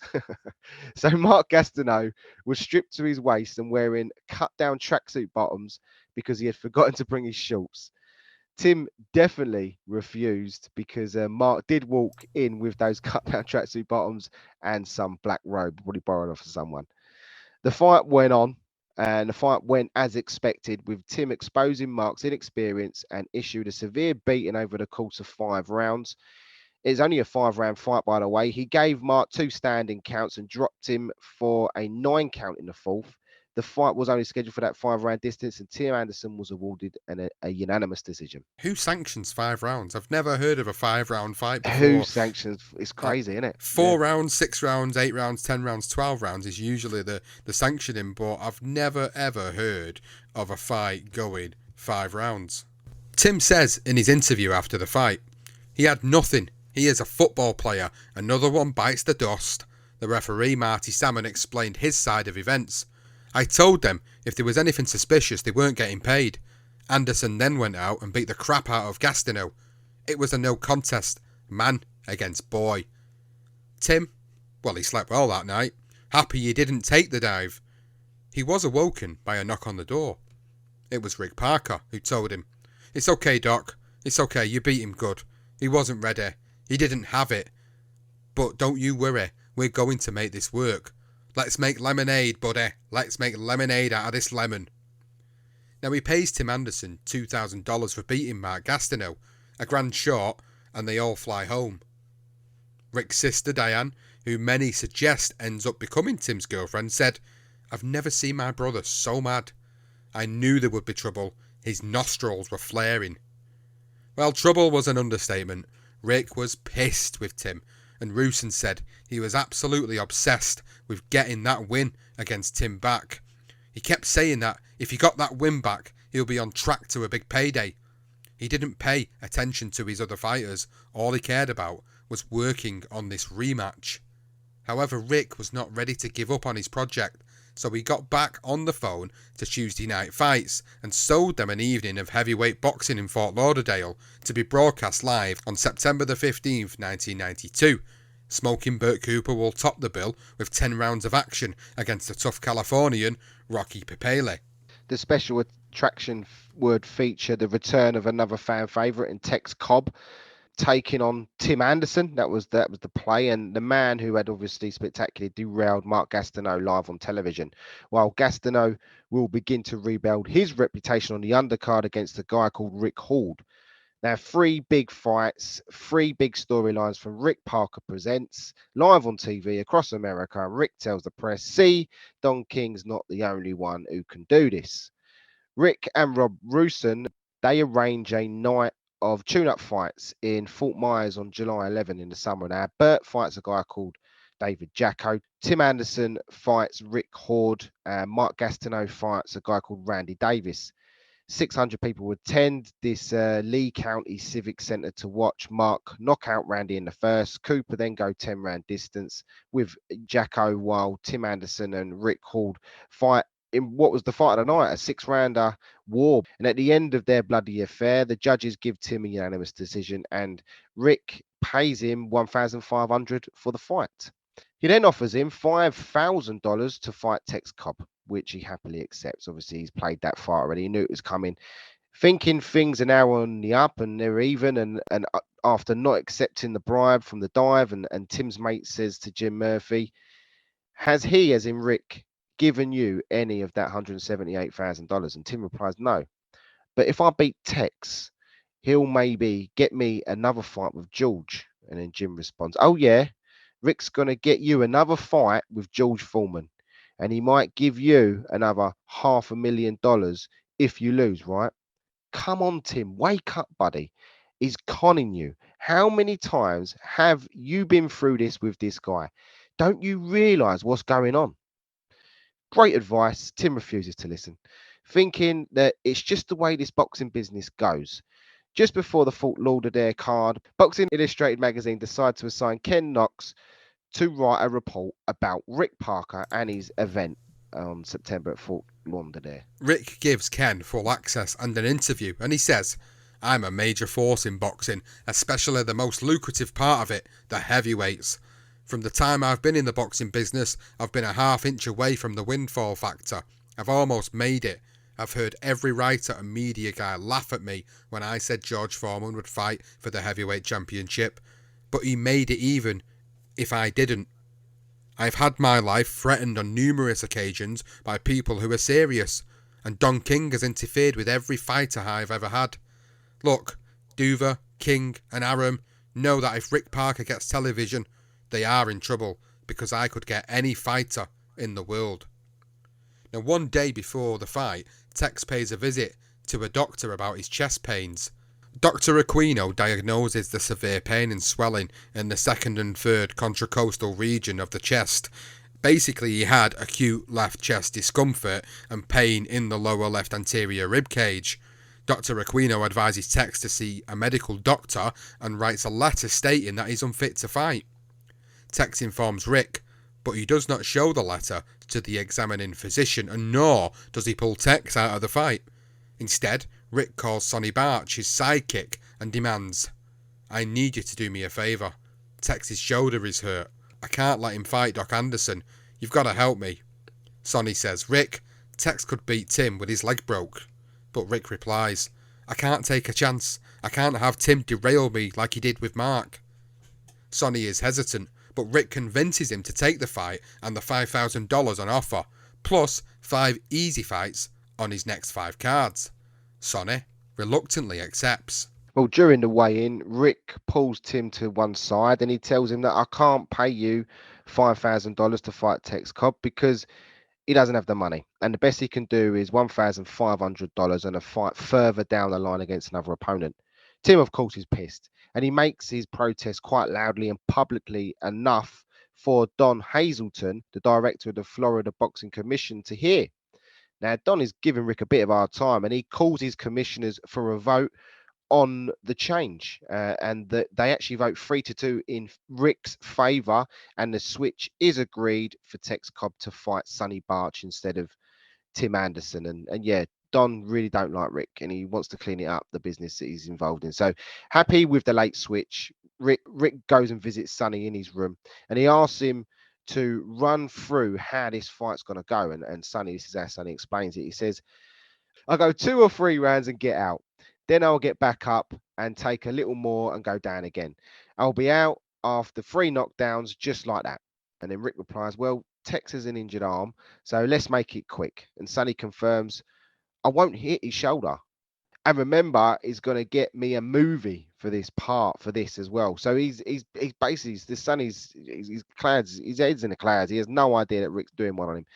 Rick, who also gave him his promise, smiles and sends Sonny to go and speak to Rick Hordnow about his fight with Mark Gastineau. Now, after doing what he was told, Sonny explains that to Rick that you know what you need to do tonight, right?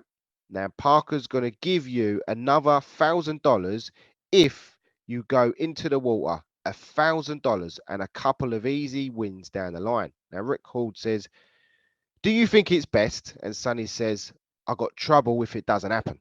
So now you got 2 guys. They're saying they're going to lay down. When the night arrived, it ended in absolute disaster. Rick Hord's knee ligaments ripped after 20 seconds in the first round, bringing an end to the fight and making a laughing stock out of Mark Gastineau and Rick Parker, and everyone's booing. Nice and short, like Rick asked, but Al Alberta on commentary duty sums up the fight best when he said, "Well, folks, I think we'll have to cleanse ourselves after that one." Now, in the main event, Bert Cooper stops Papele in the 8th, but it's during the main attraction that more issues arise for Rick. Don Hazelton requests Sonny and Tex to hand in piss samples. Tex pisses into his sample bottle, but Sonny fills his with water. During the early hours of the morning, Rob Rooson is paying the fighters from a briefcase full of dough as Rick watches on. Then at 1:30 a.m, Bert knocks on the door asking for his $15,000 as contracted for beating Rocky Papele. Rick says, "Look, Bert, you've already had it. All those advances have been given to you. The money I send you, the clothes I bought you, the training gear, the hotel rooms. You spent your $15,000 already. You were fighting to pay me off tonight." Not happy with that answer, Bert sets the record straight. "Bullshit. I'm here for my money." Rick laughs in his face and walks out onto the balcony of his hotel suite. Bert's in no mood, and he sees Rick's silver case left open on the table and the tiny gun tucked inside. He picks up the gun and walks out onto the balcony, pointing it at Rick. Then he says, "If you don't pay me now, I'll kill you, Rick. I'll throw your body off the balcony. I don't give a shit. Pay up now, or you're a dead man." Rick doesn't take him seriously and laughs in his face again. Bert points the gun at his head to show him that he ain't joking, and this is not a laughing matter. And Rick realizes he's serious now, and he says, You don't need to do this, but cool down, man. We're friends, aren't we? I'll write you a check and we'll offset the expenses next time. How's that? Well, Bert keeps the gun on Rick on their way back inside, and then Rick obviously writes his personal check to Bert and then puts the gun down on the table, pockets the money, leaves happily. So Rick is relieved that he wasn't shot and turns in for the night. Now, first thing in the morning, he rings the bank and stops Bert's check. Then draws up a formal complaint for the Fort Lauderdale Police Department. He faxes a copy as well to W. Russell Carmichael, the lawyer of Bert, and tells him that he'll go through with the complaint if Bert tries any funny business. So, screws him over. Not done with screwing people over. Well, he did the same to Sonny Barch. He give him a blank check and then he signs it and then he tells him to write the numbers in. He takes it to the bank and then it just basically it then says he's forged it. So he gets in trouble with the police. Does Sonny badly. Then Steve Benson, the man who actually managed to get the sponsor for the fight. He and his family were actually threatened by Rick, and he recalled this himself. He said Parker called 3 nights a week, late at night when I was in bed, and he would say, "Your life is over. We're going to get your wife. Yeah, you better be looking over your shoulder." Hey, I was scared. This is a guy who was unbalanced. Steve Benson gave his feelings also in public about Fat Rick, and he said, "You looked up scum in a dictionary, and there Rick is." Perfect explanation. 3 weeks later, Don Hazelton informs Tex Cobb that his drug tests have come back positive for marijuana, and Sonny Barch's test, who it wasn't even a piss sample, comes back positive for cocaine. He's suspended their licenses. He decides to suspend their license for 6 months, fines them both $1,500 each, and revokes Tex Victory, declaring it a no contest. Rick asks Sonny about the failed drugs test, and Sonny looks baffled. He filled his sample up with water, and Rick asks, "So how the hell did it come back positive for cocaine?" Sonny replied, "Rick, I have no idea." Boxing Illustrated magazine published Ken Knox's feature story on Rick Parker and the Fort Lauderdale card. Ken's piece begins, "Who is Rick Elvis Parker, and why are people saying such terrible things about him? Is he, as he claims, just an honest guy trying to make a living and an impact on the sport of professional boxing? Or is he a paranoid never-do-well pulling out all the stops to join the elite of boxing's movers and shakers?" Sonny Barch told Steve Robinson of Sports Illustrated the story of his fight with Tex. He tells him about Fat Rick Parker. He told Steve that he and Rick Parker took cocaine on the night before the fight. A Washington Post article confirms this when they wrote, "A Florida-based promoter has been accused by one of his fighters of fixing up to a dozen bouts for such heavyweights as Randall Tex Cobb and Mark Gastineau." According to a story in this week's Sports Illustrated, among the fights allegedly fixed by Rick Elvis Parker of Orlando were Cobb's September 15, 1992 first-round knockout of journeyman Sonny Barch and Gastineau's first-round defeat of Rick Horde on the same card. Barch, a former Memphis State football player, told the magazine that Cobb visited his hotel room before the fight to arrange the details. In the fight, Barch went down 3 times in the first round and Cobb was declared the winner by a TKO. Cobb denied the story, telling Sports Illustrated, "Whoever believes the fight is faked ought to try take the punches he threw. I emphatically deny all the allegations." Horde, who owns a health club in Centralia, Illinois, acknowledged that Parker tried to fix the fight with Gastineau, but he said he had no intention of throwing it.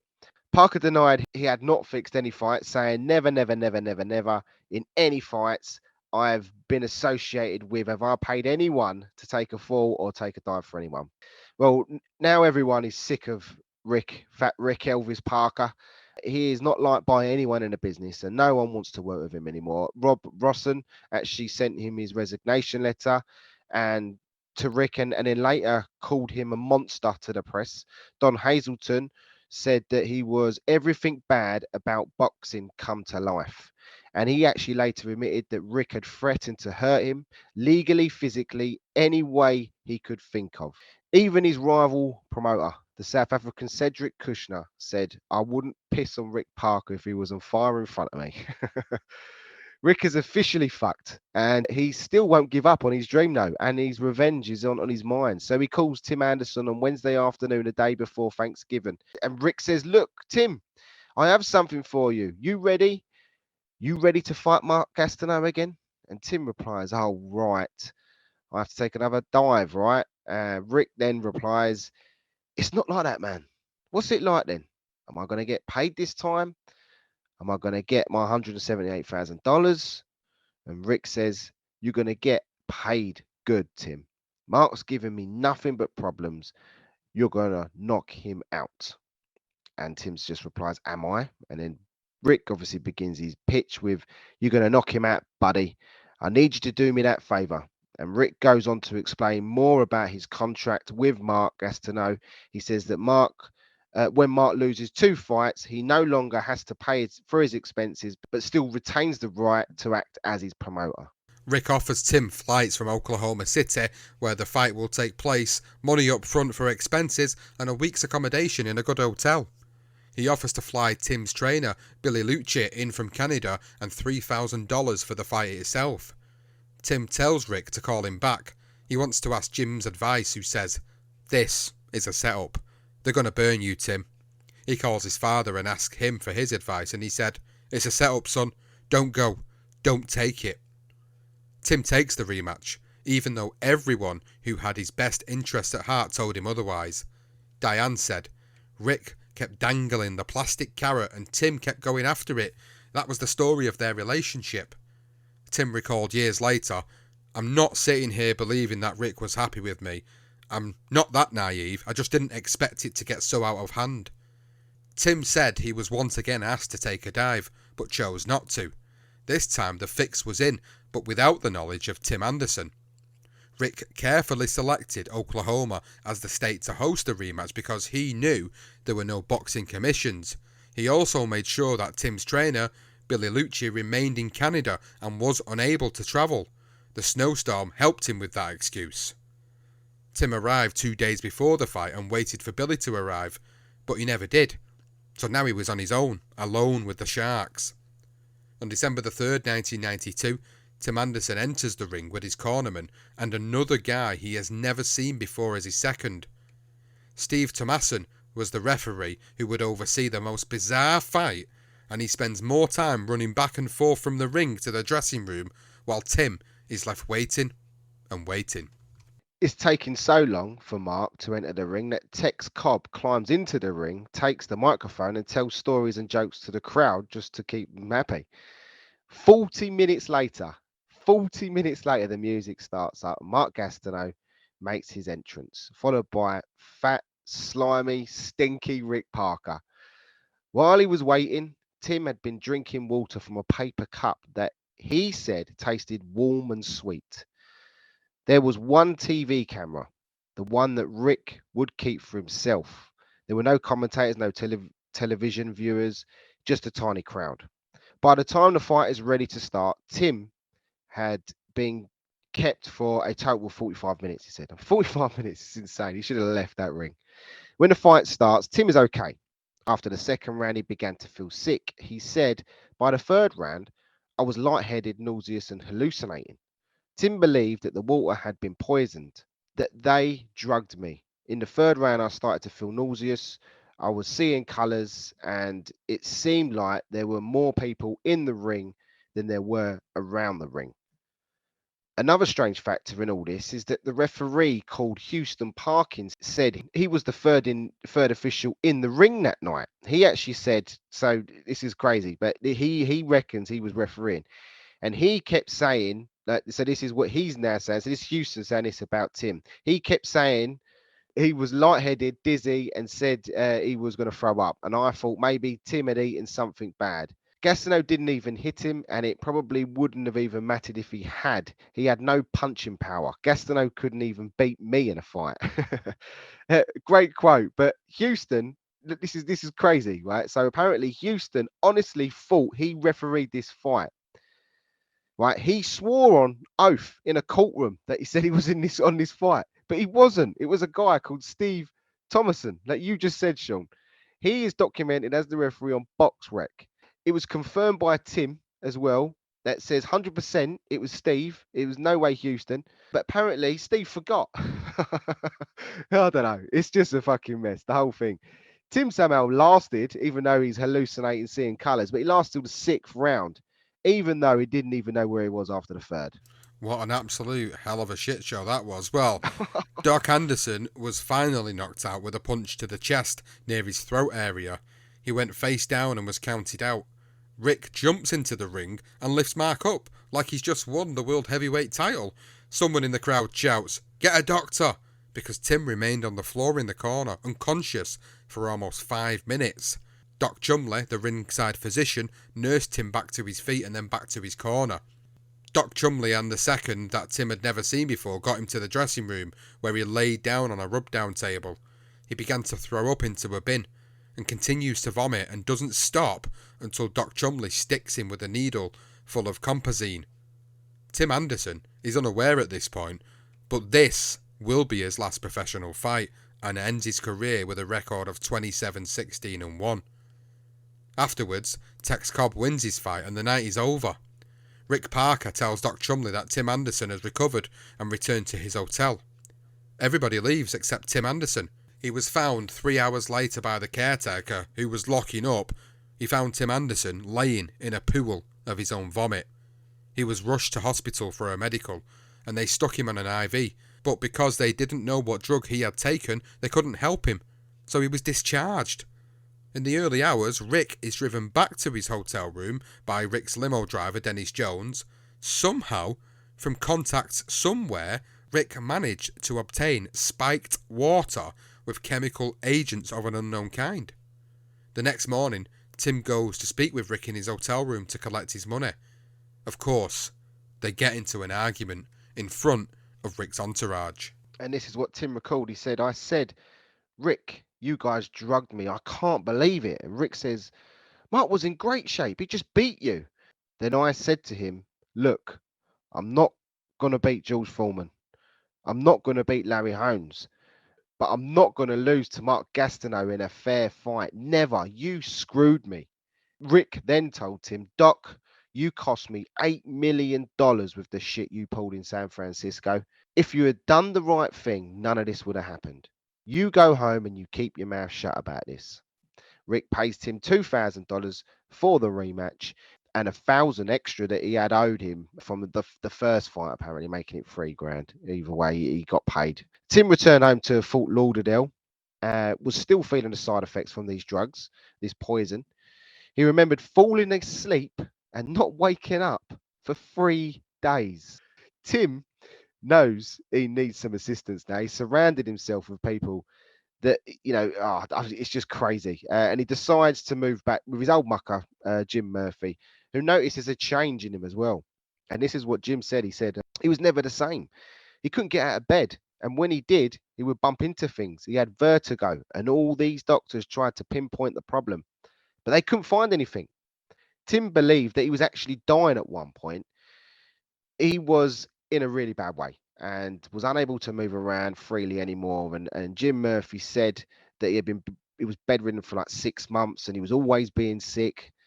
But then slowly he began to adapt a little bit to his life without boxing. He started to get a little bit more well enough to go out and do stuff, and without training and stuff, he was still just getting himself back together again, basically. And he got himself a job as a trainer for the Foxy Boxers as well. Apparently, the Foxy Boxers. They began training with him. As he began to adjust to his new life, he starts to feel a bit better. Still having these sickness things. He's still worried he's going to die. He decides to start legal proceedings against Rick in hope of suing him and the venue for mistreatment. Not long afterwards, his lawsuit was filed against Rick Parker. Tim is working at the Pure Platinum strip club training the Foxy Boxers. During the late afternoon, he takes a break near his car, and 4 men jump out of the shadows wearing balaclavas and holding baseball bats and lead pipes. Aware of what was coming next, he braced himself for the first couple of whacks. He gets off a couple of punches himself, but it's not enough to stop the beating. As he lays on the ground, they show him a picture of his sister Erin and her 2 daughters. One of the men says, "Rick says you better keep your mouth shut because something bad could happen to this little girl. It could happen easy. You think she could get out of a burning house? Drop it, motherfucker. Drop it or you know what's going to happen." Beaten and probably in fear of what Rick might do to his sister, the sick bastard would call Tim and threaten him further. Jim and his girlfriend confirmed this when Tim let them listen in on their conversation. Rick told Tim that he didn't want to hear any more accusations against him in the book. He would then say, "You know what I've done before? And I know where your sister and family live. You know me, Tim. You know what I can do." Tim was even stopped on the street by a random guy who showed him his sister's address on a piece of paper and then told him to forget about Rick Elvis Parker. While Rick continued to be a horrible bastard to Tim, he managed to wrangle his way to Beijing in China for the Bert Cooper fight against Mike Weaver. Many celebrities and sporting icons are there, the likes of Muhammad Ali, Angelo Dundee, Emmanuel Stewart, Michael Buffer, Gene Wilder, and many, many more. But what a hell of a horrible man Rick Parker's turning out to be. What a nasty piece of shit. And obviously the paranoia is kicking in with the amount of drugs he's taking, without a doubt now. Still a fat bastard though. I don't know how he managed that. Most of the time you lose weight on that shit, but there you go. Rick being the druggie he actually managed to smuggle a load of cocaine through customs as well to get into Beijing. Apparently he used Muhammad Ali was there, and he sort of used him to get past because they were letting everyone through. Let's just say this was his last good time on February the 27th, 1993. When he returned back to America, Don Hazelton had begun his own investigation into the Fort Lauderdale event on September the 15th, 1992. And under his question, Steve Benson spoke the truth about him and Rick. And this is what Steve Benson said. He said, "Mr. Parker arrived with quite an extensive entourage, several of whom were known to me as prize fighters and or movie actors. Mr. Parker was armed with a Glock 17, which he showed me on many occasions. It was obvious that Sonny Barch was completely and totally out of shape, had done no training whatsoever, and was embezzling drugs up to and including fight time. I was in Mr. Parker's room, at which time marijuana had been smoked by everyone in the room. This activity occurred upon their arrival in town and all the way through the fight. Mr. Cooper, I heard, visited the hotel rooms. This is the story you told, Sean, demanding his money. I was told that Mr. Parker's firearm was sitting on the table and that Mr. Cooper picked up the firearm and possibly pointed it in the direction of Mr. Parker and demanded to be paid. There were threats made to my physical well-being as well as my longevity in my life. I received several phone calls from Mr. Parker telling me that I was setting fires and that I would pay for it with my life.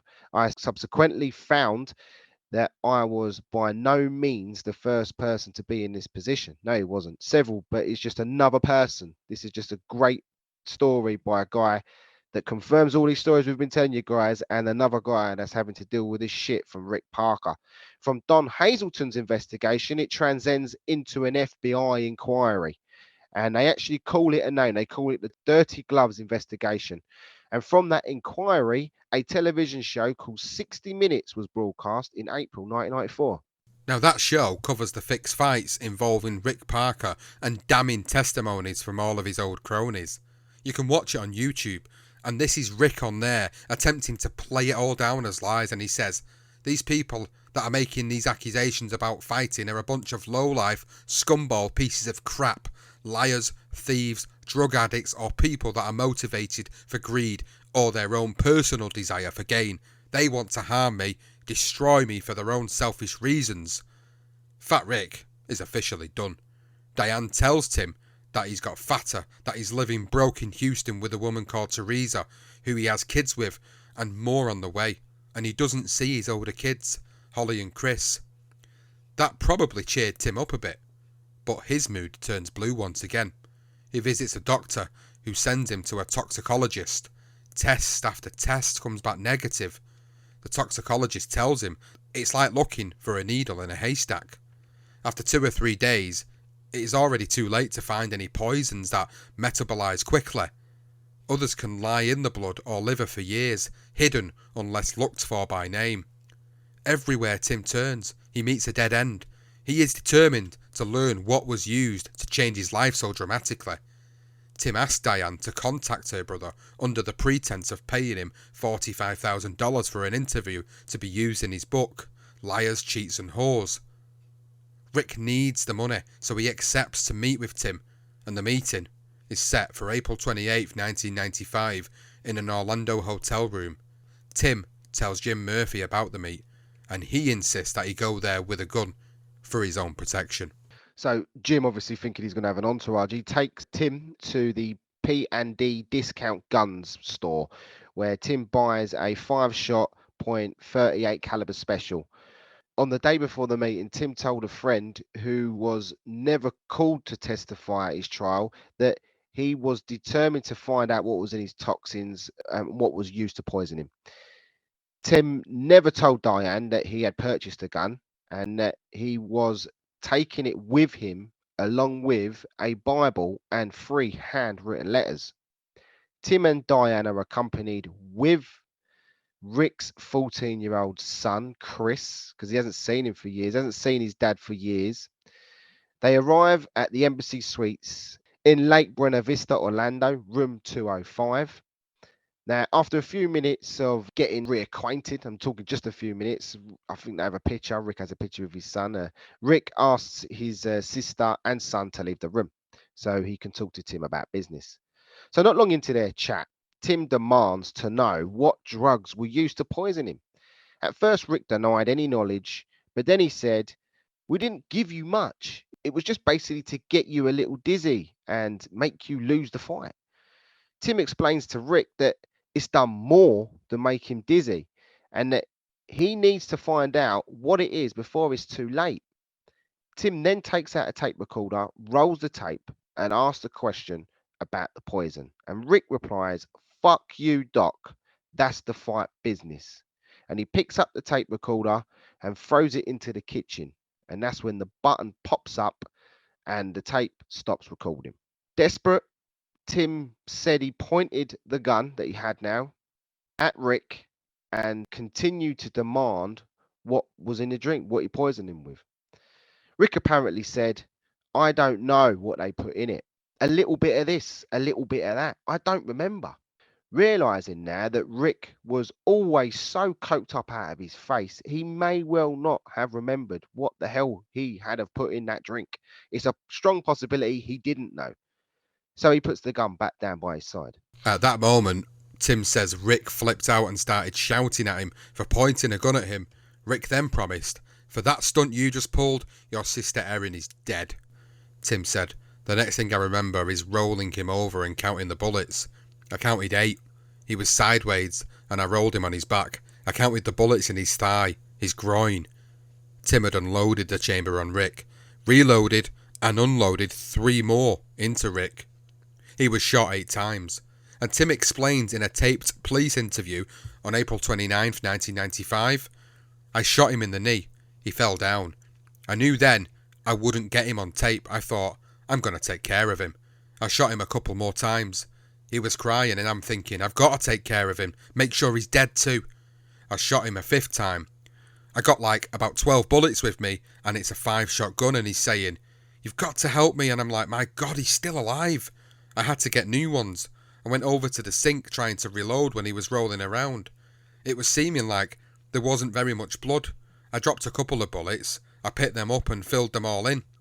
I shot him again and again, maybe 8 times. I said I better make sure I don't run out because I got like 10 bullets, but one of them's for me. Then the 8th one's locked and I don't know and I'm like, what the hell? And it won't go. So I kind of spun it and shot again and another shot came out. I went into the bedroom and then I put it in my mouth and it locked again. It was locked and I'm going frantic. I'm going downstairs outside the place and he's still alive. I just wanted to make sure he was dead first because I didn't want to give him the chance to start lying and stuff. He was making noises and he kept talking. "You got to get me an ambulance, Tim. You got to save me. Oh my God." And then he started crying. And then it was really getting bad. And I was starting to feel really bad. This guy's never going to make it. And even after I shot him 8 times, I thought, oh my God, Diane, you've got to get Erin some protection because if he comes out of this, I thought, he's so fat, he just won't die. I mean, wow. That was his test. There was a 4-hour testimony, and that is a part of the transcripts that was given out for the book as well. So that was where that come from. But yeah, he's so fat he wouldn't die. Well, immediately afterwards, Tim He sat on the bed, said, "Forgive me, Lord," and attempted to take his own life. He put the gun in his mouth, pulled the trigger, and the gun jams. He leaves the hotel room to get fresh air, clears the jam bullet by firing it into the floor. He then turns it on himself. He closes his eyes, pulls the trigger, nothing happens. The gun jams again. A couple of sources have also suggested that he threw the gun on the floor and it went off. I mean, this is mental. Unloads 8 shots, one gets stuck. I mean, and then two that he tries to turn himself, just gets jammed. So he's now thinking, well, I ain't dying for shit. He then walked to the front desk, calmly told the clerk that what had happened and waited for the police to arrive. He saw Diane making her way back to the room and he told her about everything that happened and what he had done. She obviously ran to the room.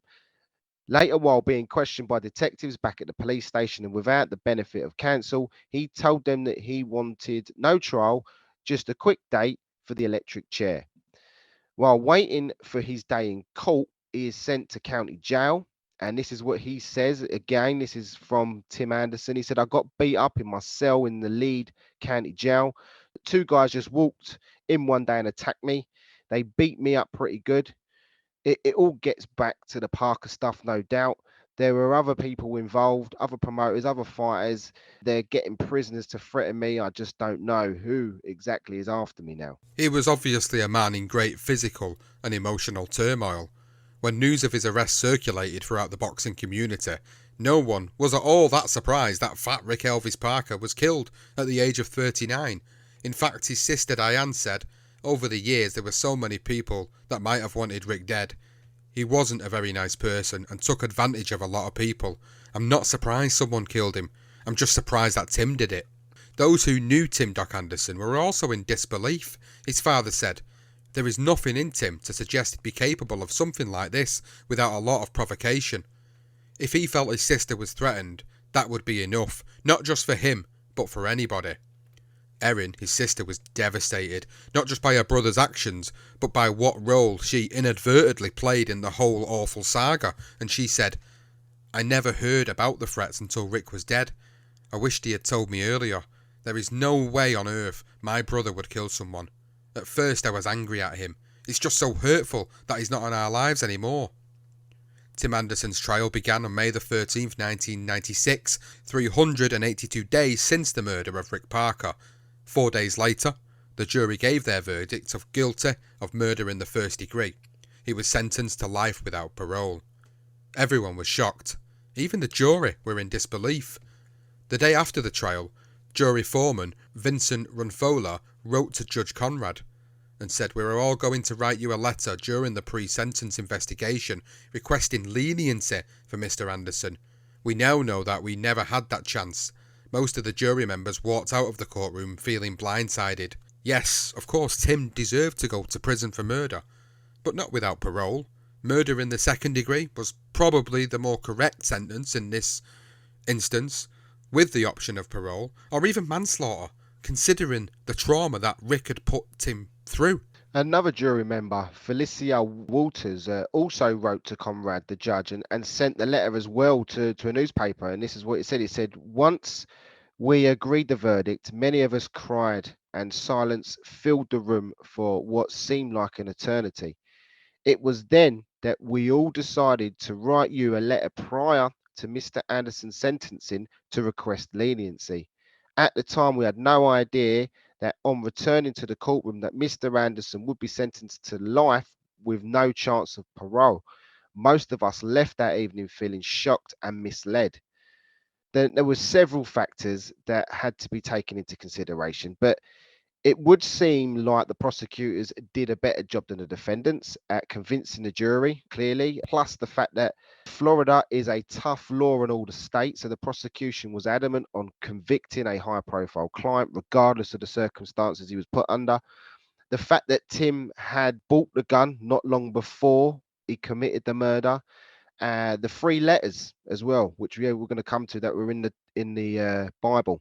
He wrote one to Diane, to his father and brothers, and to Susan, who's his friend, other girlfriend. Not quite sure is with Diane or is he with Susan. We're not sure.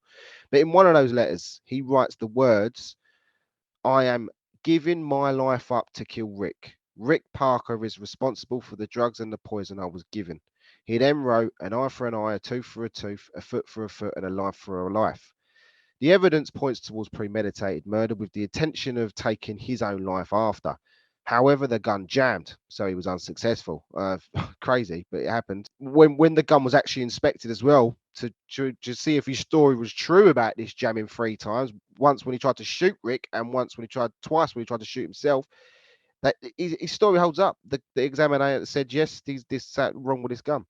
Now, due to the miracle in Tim's eyes, he said that when it all was over, and he sort of come back to his normal mentality state, he said he heard God tell him that it just wasn't his time, and he later found faith in prison. So Erin regularly takes her two teenage daughters, Kylie and Paige, to visit their uncle in prison still. Keeley said, "He is a great person and a great uncle. I remember him waking up early and cooking us breakfast. He was always making us eat healthy. I have memories of him cutting up kiwis." Both girls say that their uncle's dissertations on healthful living can often be annoying, but they know his heart is in the right place. While best known for writing annoyingly short notes to family members, he once wrote his nieces a long letter advocating the benefits of using a juicing machine. He also warns them of the dangers associated with dating certain types of boys. Our last part of the episode is taken from an article written by Robert Mladenich for The Sweet Science in 2005. Tim Anderson is currently serving his sentence at the Hardy Correctional Facility in Bowling Green, Florida. Although imprisoned now for over a decade, which is what's in the article, it's now actually 27 years, he has made the best of a bad situation and refuses to have his always buoyant personality thwarted by such an unpleasant predicament. George Anderson, Tim's father, said, "He's just amazing. Many times when family members visit, we'll be depressed, but after spending a few hours with Tim, we'll all feel better. He is very adaptable and always upbeat and happy, regardless of his circumstances. He's always been like that." Besides his immediate family, Tim has some other unlikely allies. The most compelling is Rick's half-sister, Diane McVeigh, who visits him regularly and professes her love for him. Her support of Tim Anderson throughout the entire ordeal has resulted in her being ostracised by many of her family members, but she has steadfastly refused to turn her back on him. Jim Murphy also still stands by his friend, and he concedes that the Anderson he knows might be a killer, but he is in no way a murderer. Well, yeah, Jim Murphy, I mean, he's a big point here. He was not actually called to the stand to testify his side of the story and confirm just how vicious and vindictive Rick Parker was because of his involvement in assisting Tim buy that gun. His testimony could have helped lessen Tim's sentence, as well as many others as well, but it would have also landed him in trouble, quite possibly.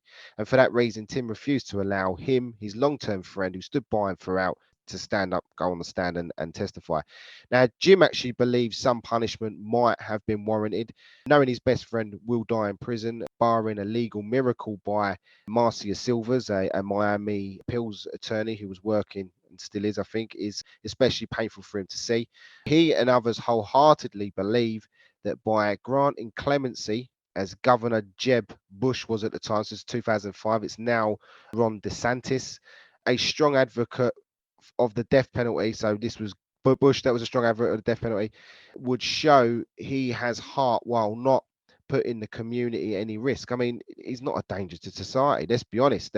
Jim says that Tim Anderson was a tortured soul who truly believed he was close to death before obviously shooting Rick. Furthermore, the fear of his sister and her children being killed was always at the forefront of his mind.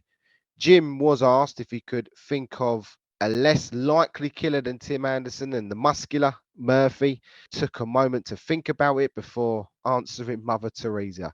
That was his answer as his eyes filled with tears.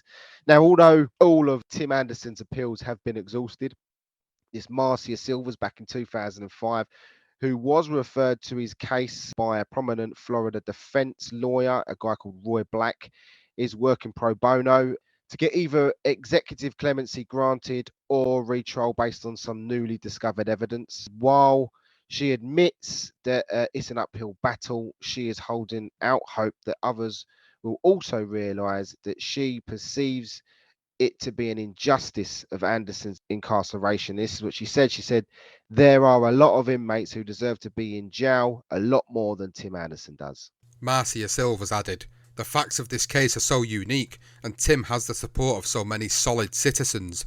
Several jurors have stated that they would not have convicted Tim of such a serious crime if they knew he'd be sentenced to life in prison. There are the mitigating factors of the alleged poisoning. This case just doesn't add up to premeditated murder.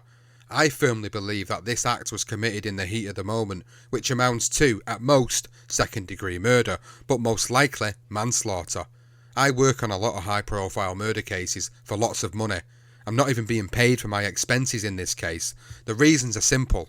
I feel an injustice was done, and that Tim was more of a victim in this case than Rick Parker was. Now, Tim Anderson, at this point, 2023, is now 64 years of age and is still in prison. And I suppose the question remains to everybody listening, and obviously to yourself, Johnston, that we'll answer in a minute, should he be released or not?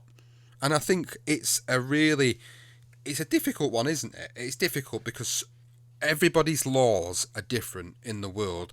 All the states in America have different laws. So some are more stringent than others, whereas like the UK justice system admittedly is poor.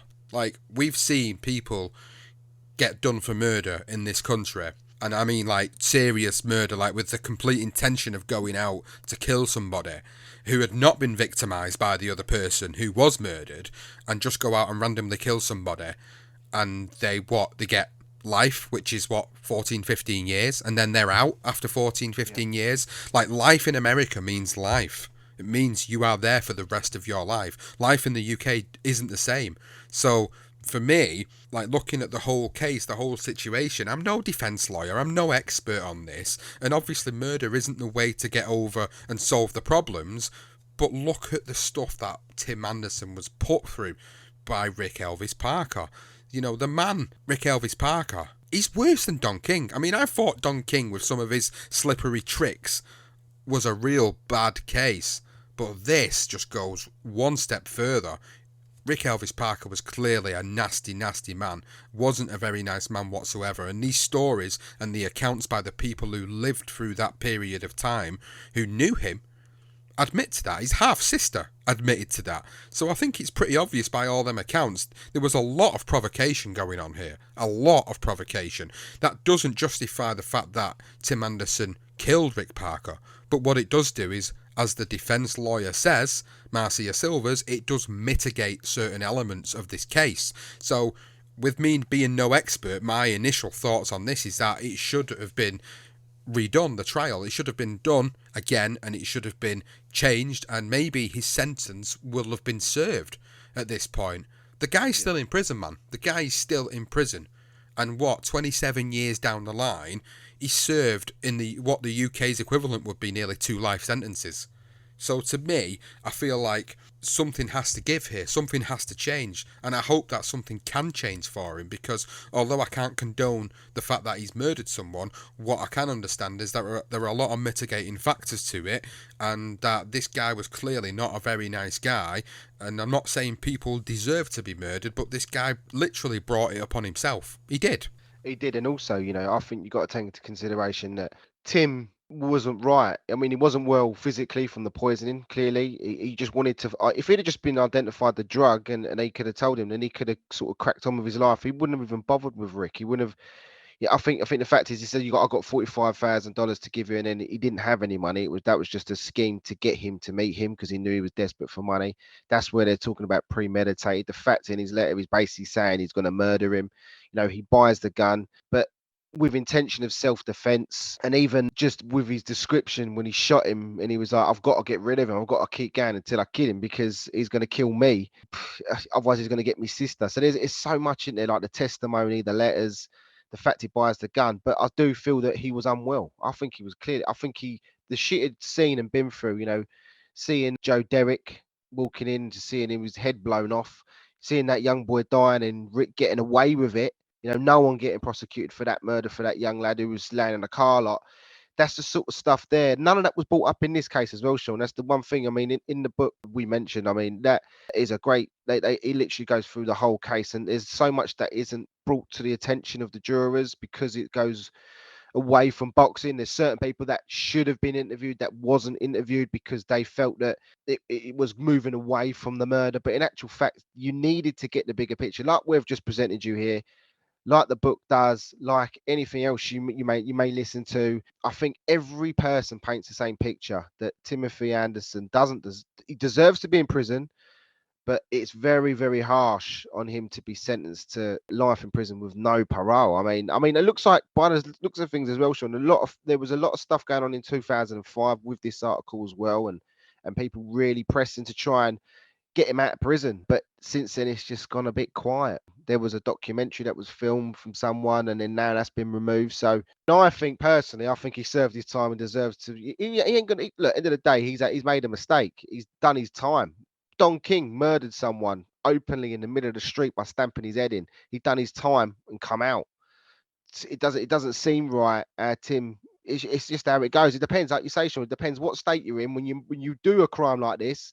It's almost like you got to be thinking about what state you're in. But he wasn't thinking right. I honestly don't believe he was right mentally, and he wasn't well physically, and he made this decision. He thought he was going to kill himself as well after. I mean, but what a story, though, mate. Wow, what a story. It's one hell of a story, this. It really is one hell of a story. And it was one, again, like I said at the start of the episode, I wasn't familiar with it at all. I really wasn't familiar. I was familiar with Tim Anderson as a boxer, but I never knew this story behind, what had actually gone on. And the promoter, I'd never even heard of Rick Elvis Parker. And to be honest with you, I probably wish I wouldn't know him and know his story now, just because of the sole facts of what has happened in the aftermath of everything. And you rightly brought up things from earlier on in the story about the fact that there was murders that happened. There was things that he was trying to cover up. Rick Parker, there was just clear, outright just shoddiness to what he was doing, that Tim Anderson was just led astray. And by all accounts of people around him, he was actually a pretty decent guy. And now he's still serving time inside as a result of it. And I just feel like he served time. I know obviously it's hard because I'm not within an environment where I've been around a family member or subjected to anybody that's been murdered in my family, because I know they do a lot of things called restorative justice, where the murderer then meets the family of the victim and they kind of get the opportunity to have a conversation. They do a lot of that here in the UK, and I'm assuming they do a lot of that in America as well. But the thing is, he served more than what an average life sentence is here in the UK. And like I said, there's crimes that happen here in the UK where people commit these horrific crimes, and a lot of the time they're given a life sentence and they're out after 8 or 9 years, so they don't even end up serving a life sentence. He served more than a life sentence. Like, it looks like and sounds like he's changed his life a little bit inside, and like his family are enjoying obviously being able to have that time with him. But I don't really know whether he's ever going to get out, and whether there is like any hope for him to get out in the future. I mean, what ultimately, what do you think the right thing is to do at this point? I think he served his time. He's never, even throughout all of this, there's only one bit of sourced material we found where he was arrested once for a fight. I think he's just been involved in a fight, probably with Rick and his entourage as well. That is the only time you ever hear him ever getting arrested, and he's released within a few hours. The guy's clean as you like. He doesn't take drugs. He was nice to people. He wasn't horrible to people. And I'm not saying that just because you're an absolute arsehole scumbag that you deserve to die, like you said, Sean. But the guy was never a danger to society anyway. So I think for the amount of years he's been in, it just doesn't seem fair, does it? I think that's the problem. You've got a guy that's murdered someone, and yet we find ourselves siding with the murderer because that's what he is. But I mean, the way his friend even put it, he killed someone, but he's not a murderer. What, Jim? I thought that was a great way of sort of explaining it as well. I don't know, unless something changed. I mean, the new governor there the last governor in 2005, he was all pro chair. So I don't know what this new governor's like. We don't know. We don't live in Florida. And as you say, it's by state. It's just going to go down to pursuing that way. They've done petitions before. It's not happened. And to be honest with you as well, with Tim, I don't think he's that bothered in doing an appeal. I think he just wants. He wanted to be just given the chair. He's thank God. He seems quite happy. I just think it's so unfair, mate. This whole story it does mess with your mind a little bit because, as I say, he's killed someone at the end of the day, but you do side of him. You feel sorry for him, don't you? I just think he deserves a bit of time with his family before the man passes away. I agree. I think that's one of the very rare occasions where we can actually go to the person that's committed the crime in this instance and say you feel sorry for them. Like, in Yeah. regards, like, we've got to make it clear we don't feel sorry for the fact that he's killed somebody, although Oh, we a lot don't of condone it, no. no, we don't condone it, but a lot of people will say that was karma coming to get Rick Elvis Parker. And you look at all the Yeah. articles that's written about him, and you read the stuff that's been put out there about him, and a lot of people say a lot of worse things than what we've talked about on this Yeah, podcast. they You know, do. they say a lot of pretty much straight things. I mean, he's not here to defend himself anymore, but by everybody's accounts, he wasn't a very nice man. And I think looking around on the forums, obviously because we're in the UK, I look around on the forums and I can't really see a lot of more information about, you know, what's going on with Tim right now. I see a lot of people having some sort of theories of what should happen and that he should be let out, but I actually don't know whether anybody has got any more information on the case that could actually pass that information over to us. So it would be good if anybody out there has actually got any information about where things are at and whether or not things are actually progressing forward with his case. So I've enjoyed doing this particular episode and I've enjoyed learning more about the people involved in it, but it's just really a sad state of affairs, the whole thing for me. Yeah, it really is. So yeah, I mean, I know you can. People have mentioned. I've seen things where you can write to Tim.